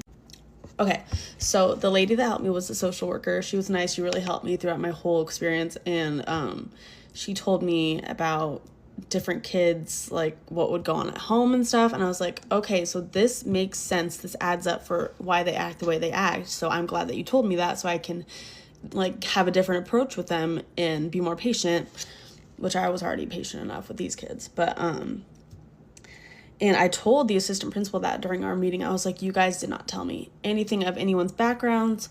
You didn't give me any support on these behavioral kids. You just threw me in there and expected me to know what to do. And I guess like some snippy older teachers were talking about me and saying like, I heard she didn't grade anything. I heard she was mean. I was like, I was mean. I walked in every morning, smiled, and said good morning to everybody, and this was my response to half the people that I said good morning to. That's what I would get every single morning as a 20-year-old long-term substitute teacher with the worst class in the entire district. And as for the grading thing, nobody told me what to do. Nobody told me what to send home, because a lot of teachers would be like, oh, I'm just throwing that away. After they do it, I'm just doing this. I have no idea. I don't know what I'm doing. I don't know what needs to be sent home. I don't know what needs to be graded. I don't know how to specifically grade these things. I don't know how to put things in the grade book. I was not taught any of these things. And if I was, it was probably for like 30 seconds. I don't think there was a time where I was taught that anyways, but there was this one lady who graded a lot of stuff for me, and I kind of tried to take over after like the first week because I felt bad. But I was like, I don't know where to put all these things. It was a situation. Okay. And as I mentioned earlier, this was during winter break, or before winter break, so all the kids like were rowdy enough as it is, like it was, so we had our winter parties and stuff and all these winter activities. So we did this thing called winter rotations, which we had done for Thanksgiving, like when I came to observe, so I kind of knew what we were doing. The principal came in to observe my class as a surprise. She walked in, like, she was like, I was like, oh, hi. This was during winter rotations, which is when I think there was like 6 second grade classes. I had 20 minutes to explain a craft, have them do the craft, and it usually, actually every single time, it involved cutting and gluing and coloring. So 5 minutes to explain the craft, 5 minutes to get them settled down and get all their supplies, and then they probably had 5 minutes to do the actual craft, and then 5 minutes to clean up. And she was observing me through that entire process for like an hour or something. I don't even know. And I was like, I already have enough anxiety coming here as it is because nobody is helping me and everyone's judging me and being rude to me. And you're going to come in here and observe me. And like, oh my God, that was my last straw for sure.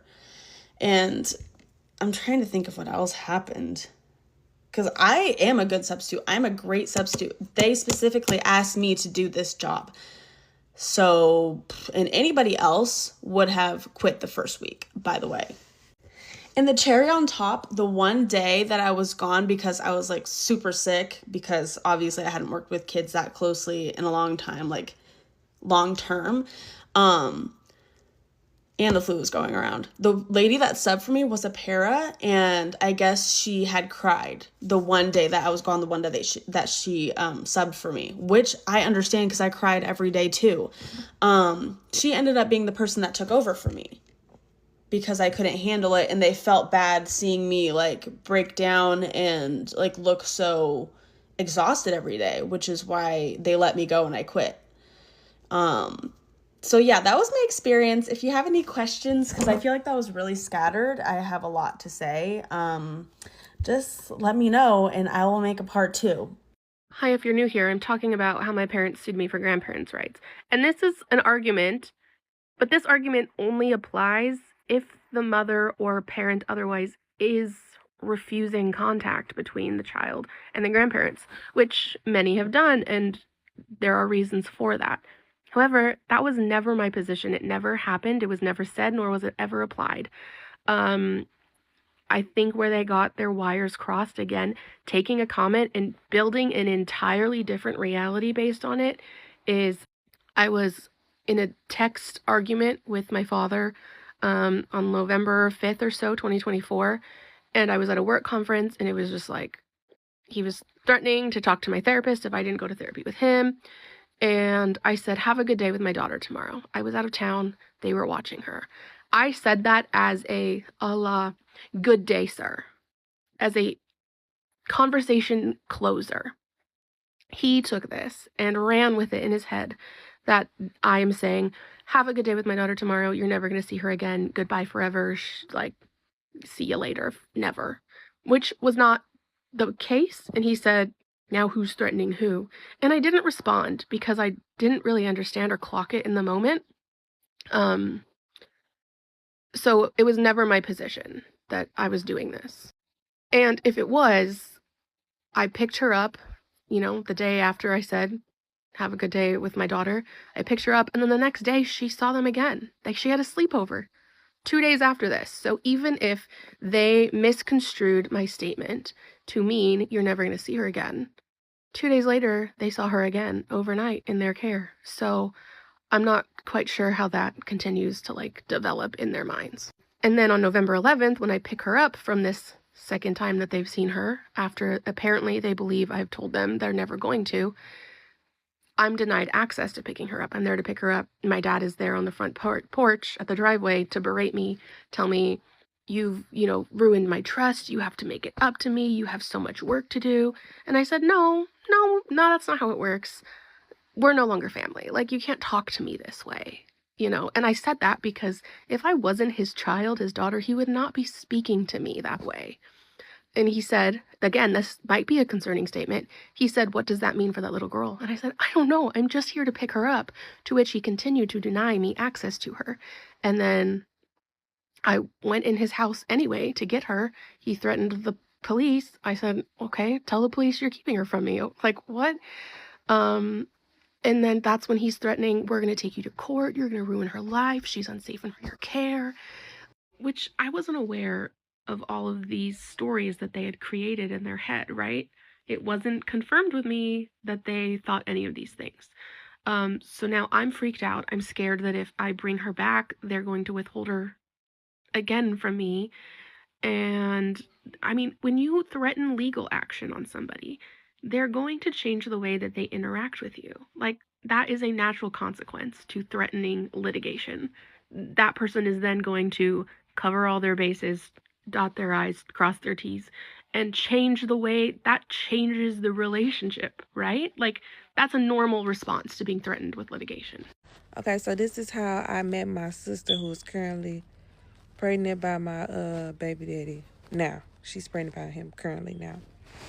So, my dad cheated on my mama and had her. Her mom lied and said that she was like older. I think she said she was 18 or 17, but she really was only 14. I think it was 18, yeah. She told my dad that she was 18, but she really was 14. And she ended up having her. And she ended up starting to keep her away from my dad. She kept her away from my daddy, point blank period, because she was with somebody else and she had all these other kids. So my sister was calling another man her daddy, which is her other brothers and sisters' dad. So as she got older, my daddy used to try to go get her, and she used to just always cry or whatever. So she would never come. So my mama just was like, you can't make her come. She gonna keep crying. At least you tried, whatever it is, what it is. So boom. As we got older, I just never really seen her until we ended up going to middle school together. So I got another sister that my daddy had on my mama too. We are the same age. I'm just the baby. So she ended up finding out my daddy was her daddy when we was in 7th grade. My mama had left my daddy by then. So once my mama left my daddy, her mama got a blood test and found out that my daddy was her daddy. And she have a whole different last name. She have another dude last name. So them two started hanging out with each other. They used to always hang out when we was in middle school and stuff like that. But I didn't care because I don't know them. I didn't know them. My mom kept me away from all that. I didn't know them. I just didn't know them, so I didn't care. But people used to say, like, them your sisters. And I'd be like, no, they not. I don't know them. It was always just me and my brothers. I was the only girl. I didn't know them. And I didn't care to know them. I was always a daddy's girl. I was always with my daddy. I was always with my brothers. So my mama ended up getting killed in a triple homicide. It was my mama, her mama boyfriend, and my mama and the nephew, the boyfriend nephew. And my mama boyfriend, he made it out some way, somehow. I don't know how. We still don't know to this day. But I had to say that story for another day because that story is weird too. So my mama knew it was killed because it was like a robbery going wrong. And it was really like a big murder that happened in my city or whatever. And so you know how that is when somebody died, somebody get killed or whatever the case is, people just start popping up. So all these random people just start popping up. And remind you, like I said, I've seen these girls before at school because we go to middle school together. But my mama used to always be telling me them ain't my sisters. I was like, oh, them ain't my sisters. I don't know them.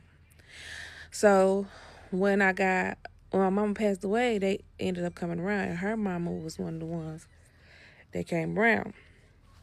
Her mama had bought me like a comforter for my bed, and she had bought like some food and stuff like that. So as time goes by, Jayla started coming around, and she started like gravitating towards me or whatever. And we just always just like, be together. She'll come over to my daddy's house and we'll be together. We just always be together. So she ended up basically like kind of like moving in because her mom would get into it all the time and stuff like that. And her mom used to be mistreating her. And she used to have to come over there with me. And my daddy had said she couldn't be, my daddy said that, my daddy used to be saying she could stay, but she got to go back home. She can't just, you can't just stay like that. My daddy would have to go through like whatever custody stuff. But my daddy ended up his ass just was talking. She ended up staying. So as time goes by, we ended up going to a different school than each other. So 9th grade, we ended up going to a whole different school from each other. I ended up going to the high school in the city. She ended up going somewhere. I can't remember because we didn't go to 9th grade to each other. So, but we still talk. She'll come over, I see her, stuff like that. So she ended up coming back to the school. She ended up coming back to the school. And when she came back to school, she had already had her boyfriend and stuff like that. And she used to just always be skipping school and stuff like that. And she ended up winding up getting pregnant. She used to be driving because her grandma always let her drive her car. So she used to always drive and stuff like that. So she'll be at school sometimes she don't. And when she was there, she was asleep. So, and we had class together. Like, we was in the same field with each other. Like, our schools was like divided. Our school was divided up in like different categories, and we was in the same one. So, boom. She ended up having a baby. I ended up naming her baby and stuff like that. And that's another story too about her having that baby and all that stuff that happened in the when she had the baby. She lied like the man was her baby daddy and he wasn't her baby daddy. My nephew came out so black, and the doctors kept on saying, "Why is he so black like that? Why is he so dark like that? He don't look like his parents." That girl said he looked like my granny. Girl, that baby did not look like his granny. He looked like his real daddy. We all in there crying and everything because the other baby that he don't know what's going on. The baby that is supposed to be baby that he don't know what's going on. He just decided to have a baby. Whole time baby not even his. Because she lies so much, yeah. Ooh, she lies so much. She's such a compulsive liar. It's ridiculous. She knew that baby wasn't his. But she sat over them people's house and stayed with them people and all that while she was pregnant the whole time that wasn't even his baby. So I hope this baby right now is BJ's because she had her episodes when she didn't know who her baby daddy was. So when we get grown, she ended up getting her place or whatever right after high school. I didn't have no kids yet. I still didn't have no kids. So we used to always just turn up and have kickbacks and stuff or whatever. My baby daddy would come over there, my brothers to be over there, everybody over there. We all just straight kicking and we all drunk as hell or whatever. Just being kids. So she ended up leaving her other boyfriend because he was crazy as all outdoors, but she ended up with somebody else that was crazy as all outdoors, which is BJ friend. His name is Grwn. And she was with Durbin for a long time. She was with Durbin for a long time. But he was domestic too. Every relationship she get in is domestic violence. And so I ended up leaving. We ended up leaving. Me and my baby didn't end up leaving and moving to New Orleans. The baby daddy I keep talking about, that is the one who she with now. So we ended up leaving. We ended up moving to New Orleans or whatever. And I used to always just come back and forth because he was just he was putting his hands on me too. So I used to call my daddy and my daddy used to send me a ticket, or my daddy send me a ticket or send me the money, and I would just leave and I won't come back, and then I go back, just dumb, young and dumb.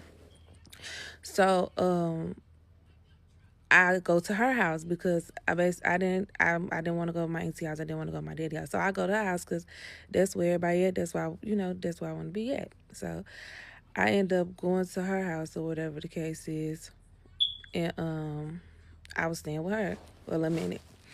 But she used to like she'll get her tax money and stuff, and she'll start acting weird, and she'll try to be mean towards me and stuff like that. And girl, I don't play all that, so I just leave because I ain't got time for that. You ain't gotta act weird with me because you got a little tax money. And she used to she was like she'll get her tax money. She know I ain't got no money, and she'll go get her nails done and stuff like that, and do stuff, and won't give me no rides. Just just down bad stuff like that. Me and her, and I'm like, bitch, me and you just was in here starving together, and now you got a little money, you acting funny. Like we just was in here just eating noodles for days. Not we couldn't even we didn't even have no money for real to buy our kids no Pampers. Like this how bad we was broke. We was down on our bed so bad. But she end up getting her tax return, and she started acting funny. I'm like, so I ended up just leaving and going back to New Orleans. So when I went back to New Orleans this time, I ended up staying to get my own place. I'm like, I'm not going back there. I'm over it. So I come back from New Orleans, and I'm in my hometown. It's 2020. I just skipped the whole little part because I don't got time for that. Because that's basically when we were just kids of her just compulsive being a liar and always starting stuff with people, and she still starts stuff. So 2020 get here, I come back in town, and I'm just looking around, and I'm just like, what's going on? Nobody don't got nothing going on for their stuff. Everybody just look like they just poor.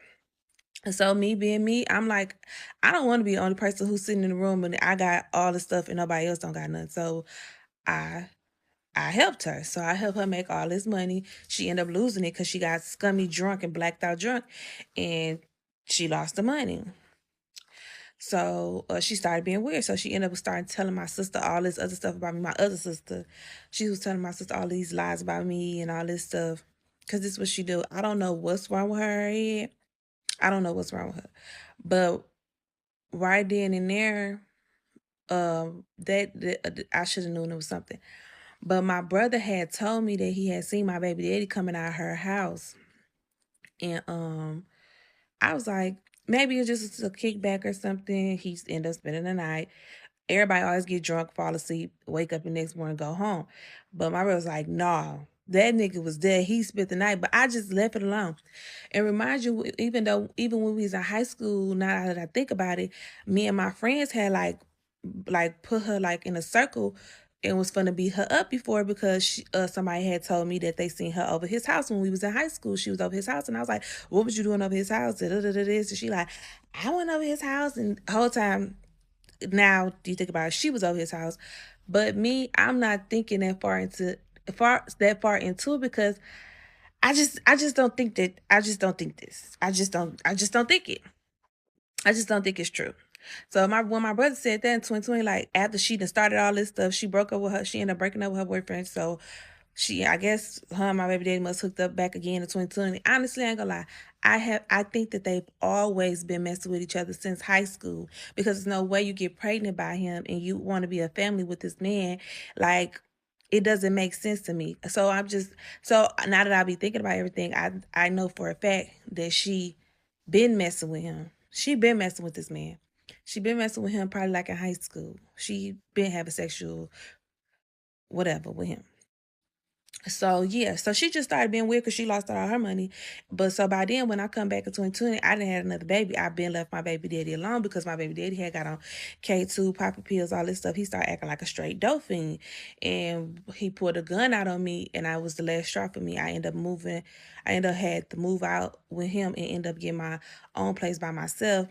And he didn't even know I stayed there. I just put all my stuff in storage one day, never went back home, and ended up getting me a house. And um I moved on. I just left him alone. And I ended up having a baby probably about 3 years later, 4 years later, after me leaving him alone. Yeah, 4 years later. Because I was with him from when I was 4. I've been with him since I was 14. So 4 years later, after I left him, I ended up having a baby. I had a son. So, okay, we had 2020. So, yeah, so she started acting weird. So after that, I cut everybody off. When I tell you I cut everybody off in 2020. When she started all that stuff and everybody want to beef with me, then she started hanging with my other sister. They started being weird towards me, acting like they was going to fight me, all this stuff together, like they going to jump me, and they all on the cameras. Yes, my sister, this, sister, that, sister shirts, and all of this stuff. And I'm just like, them hoes is fucking weird. I honestly don't give a fuck. Fuck you bitches. It is what it is. I will never talk to y'all again. Cut off. Never calling y'all. Never talk to y'all again. Y'all say what y'all want to say about me. I'm moving on from this situation. I don't care. Boom. So 2020, my baby ended up getting sick. The baby that I had, my son had ended up getting sick. He had got meningitis or whatever. Well, we went to the hospital. They said that he had they sent us home and they said that he had I knew that he had a bacterial infection, but they kept saying that he didn't. So it ended up escalating to meningitis, and I ended up having to pull a plug on my baby. But prior before that, mind you, I told you I cut them off. They was texting my brother and texting people up at the thing, asking can they come up there and can they see him before he, transition. So I was like, no, no, no, no. So everybody like, Taylor, don't be like that. You can't be like that. You gotta let them come. You should let them come up there and see him. That is they auntie. That is his auntie and all that. So I'm like, all right, fuck it. They can come. She come in there acting like she done fainted. She done passed out. Acting like she so hurt. She the auntie of the year. She love her nephew. She hate this ever happened and all this stuff. So remind y'all, I haven't talked to this girl. I don't mess with this girl. She comes to the funeral. She act a fool. She getting all up on the table. Then wasted food everywhere at the funeral because she's so drunk, acting like she just so hurt that her nephew passed away or whatever.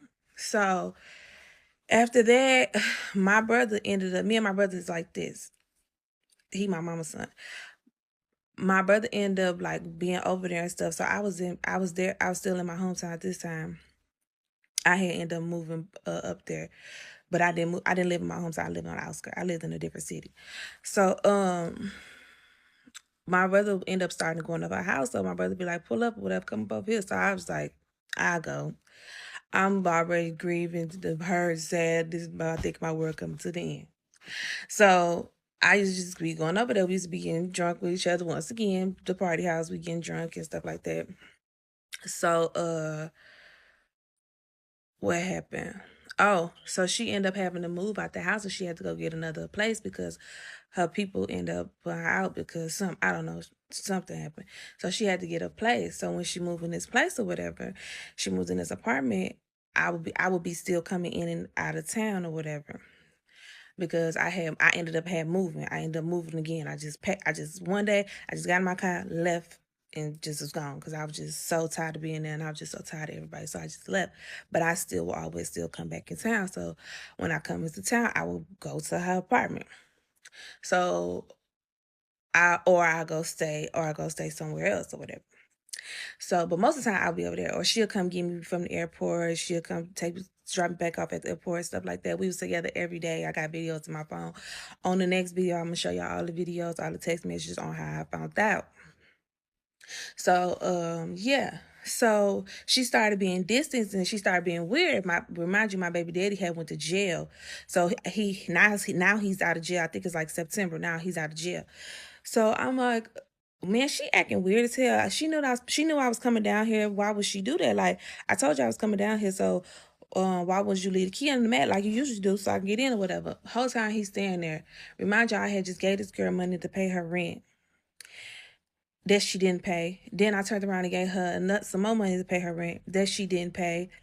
So she ended up getting evicted from this house or whatever. But I didn't know that he was staying there. But the whole time he was staying there and I didn't know.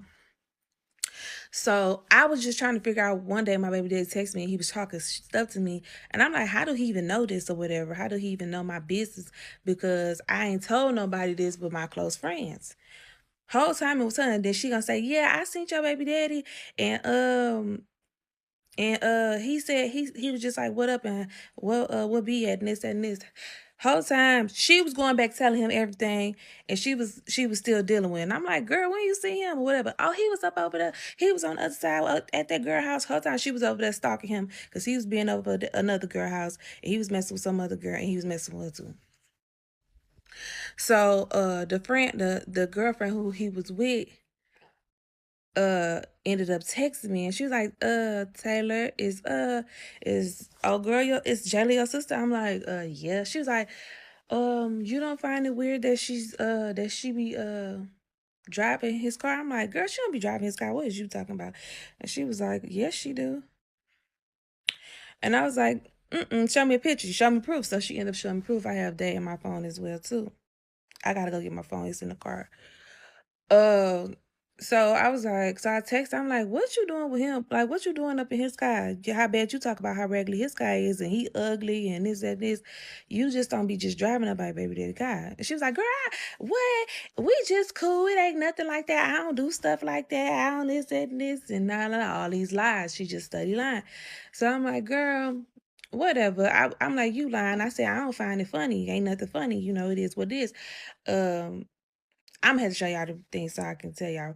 But remind y'all, this girl I'm literally helping this girl from the times that since we've been growing. I have literally been helping this girl our whole life. So, she ended up posting a snap on her snap, and she was in the car with him, and the girlfriend sent me the picture, and I ended up calling her, trying to call her, like, why she in the car with him, but she kept ending my call because she seen that I was calling, and she hurried up and got out the car with him. Probably like 30 minutes later, tried to call me back. I was like, girl, I just tried to call you back. You ain't answer. I said, girl, you ain't trying to call me back because you was just in the car with him. And she like, My name's Joe, and I'm gonna tell you a story of how I got scammed out of $732. And honestly, actually more, honestly. So as you can see, there's a bunch of stuff everywhere. You're probably assuming, oh my God, Joe, did you move? I did move. And to execute this move, I decided I was going to hire some movers because I didn't feel like it. I was totally okay with paying someone several $100s, upwards of $800, to move all of my stuff out of my basement apartment into my new house. I wanted to pay someone to take apart the furniture that needed to be taken apart. I was completely willing to pay for all of those services. I had set aside $800 to pay for this. I get a couple of different quotes. I go on Facebook, I go online, whatever. I end up going with a local company called Polish and Space Co. LLC. Fuck you, by the way. I hope you see this. You'll be hearing from my lawyer on Monday. So I hired these two young gentlemen. We decide that they will be at my house at 10 o'clock on Saturday morning. They tell me it's going to be $620. I kind of assumed that they might charge me more once they got there because we had estimated 15 to 20 boxes. It ended up being more boxes than that. And so I had kind of already expected that they were going to be like, hey, this might be $700 or $800. So that actually wasn't the problem. I called them the night before and the day of to confirm that they're coming at 10 o'clock. I'm a very anxious person. I have severe obsessive compulsive disorder, and I was super fucking anxious this whole time, by the way. Just keep in mind that I'm mentally suffering. And the OCD is part of the reason why I hired the movers, because I was like, I'm gonna go fucking crazy about this if I have to do it myself, so I'm just gonna hire someone to deal with it for me. They're telling me they come with all their equipment, so I'm thinking, oh, okay, cool. I tell them it's a 1-bedroom, how many square foot, how much stuff I have. They say, okay, we'll come with the truck. We'll be there 10 o'clock Saturday. I'm sitting here at my apartment. It's 10:30. Where are they? 10:35, still nothing. By 10:38, I text them. I say, are you guys okay? They say, yeah, we're on the way. They don't arrive until 11 o'clock. When they do arrive, I was expecting like a 15, 20-foot U-Haul to put all my stuff in. They only show up with a Ram truck. Not even a double wide, not even one of those bitches with the double wheels in the back. Just one set of wheels. I'm thinking, that's interesting, but maybe they know something I don't, right? They're professionals, right? So I'm already pissed off because it's hot, sticky, my apartment doesn't have AC, I'm packing, I'm anxious, they show up late, now I'm anxious because they're late. We start moving everything. Everything's going pretty fine. When they first get there, obviously see that there's a set of stairs down, 4 steps to be precise. They don't say anything to me about it. I know for a fact that I told them beforehand because this house is 2 stories. And I specifically told them, I know that there's a set of stairs up out of my apartment and I don't want to be charged for extra trips up the stairs. So you guys can just move everything onto my first floor and I'll take care of the rest later. Cool, right? Also, when they first get there, I tell them, hey, one of my couches, we had a really hard time getting it in here when I moved in. I paid $20 for it off of Facebook Marketplace. If you guys want to saw that bitch in half and just get it out, that's perfectly fine. Honestly, just throw it away in the dumpster, or you can transport it to my new house where I have bulk pickup. So I wasn't even making them responsible for the disposal of this piece of furniture, by the way. I'm trying to go about my day. I'm still already frustrated because I'm dealing with all of this shit. They were late, whatever, going about my time. It's getting later and later, and they have made 4 fucking trips at this point, and only about half my stuff is in my fucking house. I'm starting to get really nervous. I'm texting people being like, we might need to set up plans for, I'm really happy I had that forethought to do that. Because we get to be, it gets to be almost 7 fucking o'clock. Keep in mind, I got there at 11. It gets to be 7 o'clock, and they're like, we don't think we're gonna finish. We had to spend so much time on that couch. We should have done it last. Like when they arrived, I didn't tell them, hey, that couch is gonna be really hard to take care of. You might wanna do it last. And then he texts me and he's like, hey, by the way, because we also didn't know about the stairs and because there was so much extra boxes, we're actually gonna charge you $730 now instead of $620. At this point, I was already really frustrated because I was like, this job doesn't seem like it's getting done. You brought improper equipment. You got here an hour late. But because I'm like so anxious about it, I don't say anything to them, which is honestly my mistake. I probably should have at that point, or I probably should have just gone and got my own U-Haul at that point and just had them load that bitch. But I didn't. I was like, maybe things will get better. Maybe, you know, they're professionals, right? They have an LLC, right? So they're like, okay, so we know we told you it'd all be done today, but it's not gonna all be done today. Are you free tomorrow? And I say, yes, I'm free tomorrow. He goes, how's 1 o'clock? I go, 1 o'clock's great, sure, whatever. There's other parts of this that I'm pissed off about, like the fact that because I was busy supervising them, I couldn't clean out my fridge, so now all my food has gone bad because my DTE was shut off at my other place, so now all my food is bad. I think I can still save some of my freezer stuff if I go back today and go get it. And also, like, I had to make a bunch of trips back and forth, so a bunch of wasted fucking gas money because I had to go back and forth with them. There wasn't room for me in that truck, and I had to tell them where things were supposed to go at the new place. So this morning I wake up, I'm stressed out because I'm like, there's still a bunch of shit at my apartment. I know this shit will not fit in my car because that's why I even hired a mover, because I drive a very, very little car. Towards the end of the day, they're like, yeah, so like someone needs to use this pickup truck, so we're gonna go get a different car. And they come back with a Prius hatchback to move the rest of my stuff. Newsflash, didn't fit the rest of my stuff. So I wake up this morning, I'm anxious as shit. I collude with some people. I'm like, I don't even know if they're gonna show up. I text them at 12:30 being like, hey, you guys are coming, right? Do not disturb? Notify anyways. Notify anyways. It's 4:22. I still have not heard from them today. I signed a contract, by the way. There was a contract, by the way. So today, I had to go and rent a fucking U-Haul, and I had to bring on some of my friends and my family to help me move the rest of my stuff, and everything's not out of my apartment yet. So I need additional rent money from them. I need all of my money back. I want the money back from the work that I'm gonna lose because I'm not gonna be able to go to work because now I have to do extra stuff at the other apartment. I want a full fridge of groceries back because I lost all my groceries because of them. So I did reach out to my lawyer. My lawyer will be contacting them on Monday because they also, like I said, still have not heard from them. It's currently 4:23 in the afternoon on Sunday. Radio fucking silence. I'm expecting a $2,000 check at this point because this is fucking bullshit. So if you're in the Metro Detroit area and you're like, I'm gonna hire some movers, don't hire Polish and Space Company LLC. Don't talk to them at all. Well, who cuts people's hair in the middle of the night? I do. They call me the Midnight Barber. Yeah, well, that's an infringement of people's liberties. Is it? Yeah, so don't ever be doing that to me. I do it to you. Alright guys, now you want to buckle up because I'm going to tell you this crazy story I've had with this nail tech here in Houston, Texas. And I paid for my service, I paid everything. I didn't get my nails done, just my toes done, and that's not the agreement that we had. But I'm going to explain my story, my experience with her, and just for awareness because the way that I was treated, I don't know, it was kind of weird. Like, alright, let's start. I booked my appointment a whole week in advance. I had it for May 30 at 5:10 p.m. And if you see me looking, it's because I have my notes here, okay? And obviously, as any girl, I love getting my nails done. I get so excited when I have something planned, especially a whole week in advance. Yeah, I'm so excited. I like to plan everything around it, you know. But the night before, she did text me, right? She messaged me. She said she couldn't do the design that I wanted. She was a beginner and she didn't have the 3D gel because that design, you know, you need 3D gel to do it. And so I changed the set. That was fine because she's a beginner. I was honestly so understanding. I was like, cool, I understand. But I mean, all the designs that I like have 3D gel in them. And so she said that she wouldn't get her gel in like 10 days because she ordered it from Shane.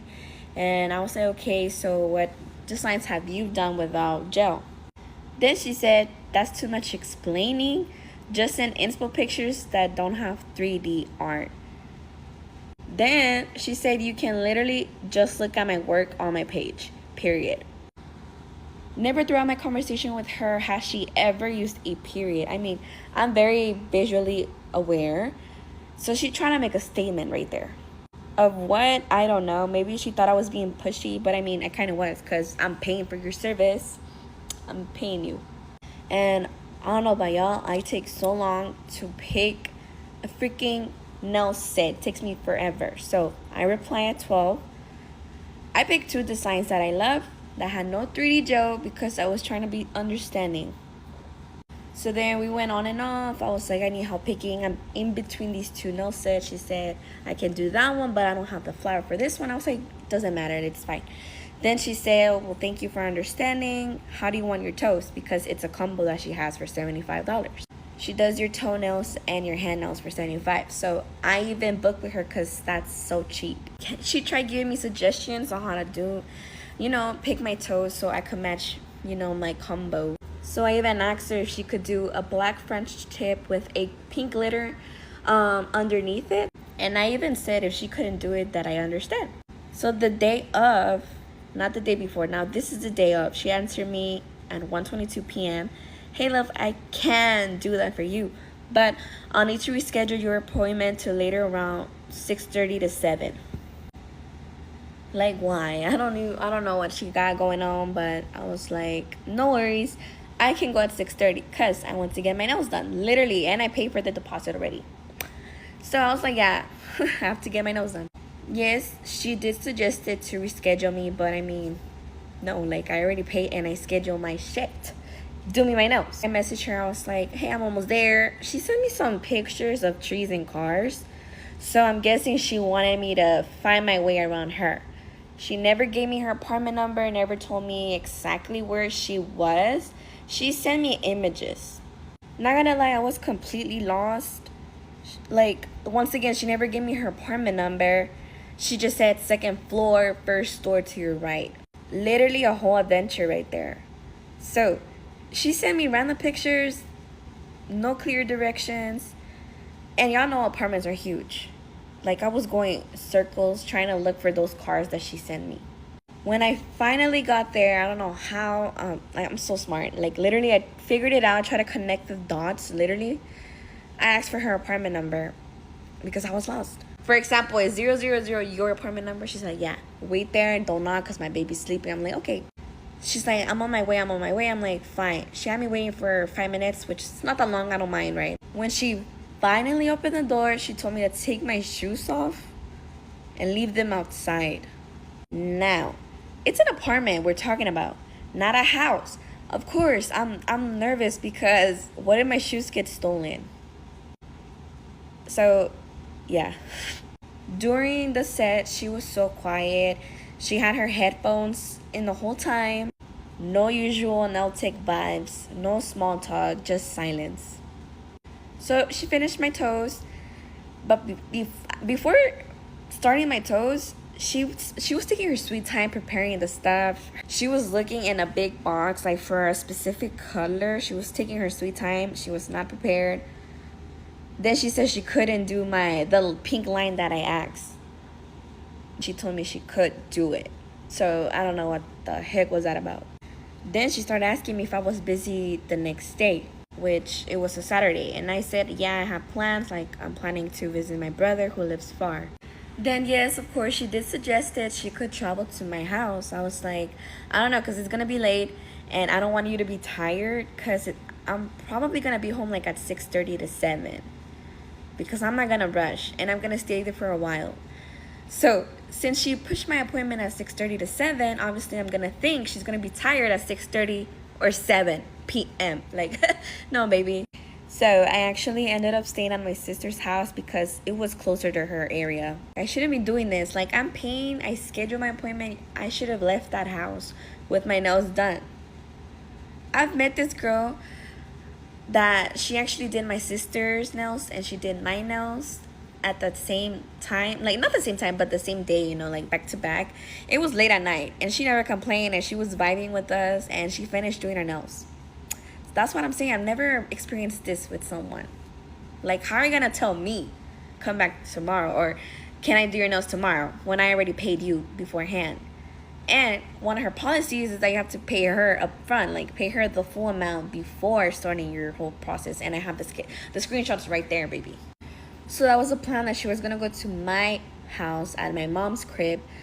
But it's far. Like, it's just too much. It's too much. And I even told her, I don't have money to give you for your travel fee. She's like, no, I'm going to go, you know, because it's my phone. I'm like, okay, thank you. So out of kindness, I stayed to my sister's house because it's near, and I even told her, hey, like, I could go to you, like, to make things easier. And I told her I just don't want it to be super late, lol, because she was tired at 6:30. So she said, okay, so you can come to me today. If so, can we do tonight at 7 p.m.? I don't know why she wanted me to go so late. She said that was her day off, I understand. But that was, in my mind, I'm like, if I stay on my sister, I'm going to get it done, like, at 3. She said at 7 p.m. Makes things even worse because you were tired around that time to do my nails. So I did ask her, can you do a little bit more early? And she said, I had asked my client to come today to do her toes, I have to put on my baby, and something like that. It's too much. Literally excuse after excuse. And then I told her again, I just don't want you to be tired, but if you can do my nails at 7 p.m., that's fine. Then at 3:30, 3, I asked her, hey, like, sorry to bother you. So we're all going to hang out at my mom's house. That means you do have to go over at my house. I won't be able to go to you. So I sent her my address, right? She said it was too late. She made plans already. And she didn't bring her nail supplies wherever she was. She said she was on the other side of the town. And I have to go to her, or we can reschedule for another day.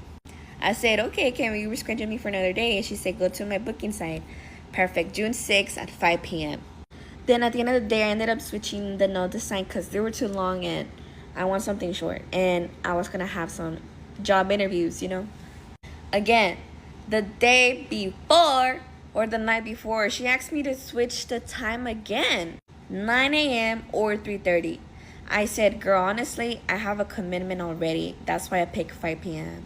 And I said I could do more early than 9, but that's it. She kept being pushy, honestly. She was trying to, like, make me go at 9 or 3:30, but I have things to do. So finally, we ended at 8 a.m. Now, go to part 2. It's too long. It's too much going on. And just like that, poof, Lola's gone. Wrong. Lola's right here, you fucking Brussels sprout. Get ready with me to go on a date. Yes, you heard that correctly. I am going out on a date. For context, if you are new here, hello, my name's Eleni. I am 33 and I live in San Diego. And I have been divorced for a little over a year, I think. My divorce is another story within itself and we're not going to get into that. It is safe to say that I have not really dated since before my ex-husband. So like the last year or so, I've gone on some dates, more so in the last like handful of months, but I haven't really dated in like 6 years. So this is all very, very new to me. Just keep it short and sweet. I'm very new to this, so I don't really know what I'm doing. The last like year and a half or so has more so been about just getting back to myself, getting back to a version of myself that I'm happy with. When I wake up in the morning and I look at myself in the mirror, like I'm happy with a person looking back at me. And for a really, really long time, I was not happy with myself. I was not happy with my surroundings. And so that is also a really big part of the reason why I haven't dated anyone, because I need the person that I'm with to add value to my life. And like, not only that, but like, you cannot disrupt my peace. Honestly, dating in today's world is so incredibly scary. I was having another conversation with a different group of friends and we were talking about dating, where one of them is single and dating, the other one is in a relationship.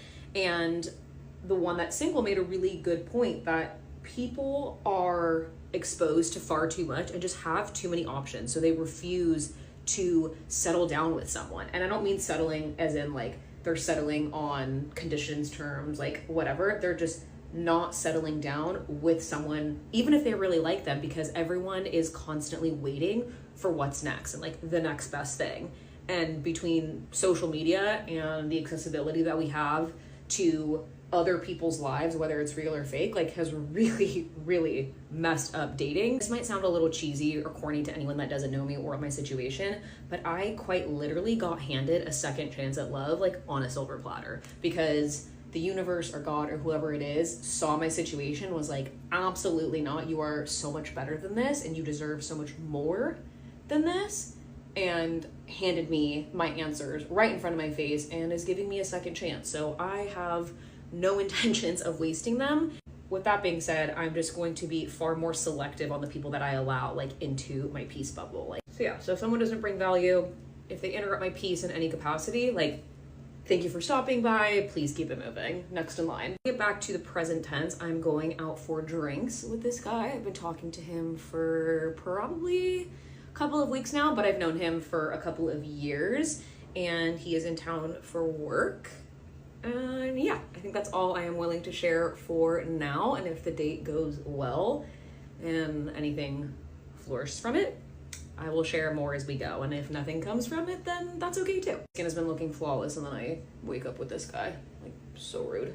But I will say, with every person that I meet and that like shows interest in me, I make like little mental checklists, because there's just certain criteria that I refuse to drop my standards for. And so one of the things is just showing initiative and making plans. And this guy specifically has been doing a pretty damn good job of being like, okay, I'm gonna follow up with you like early next week and give you the details. Next week rolled around, he's like, all right, I am gonna pick you up at 7:15 and then we're gonna go to this place and we're gonna grab drinks.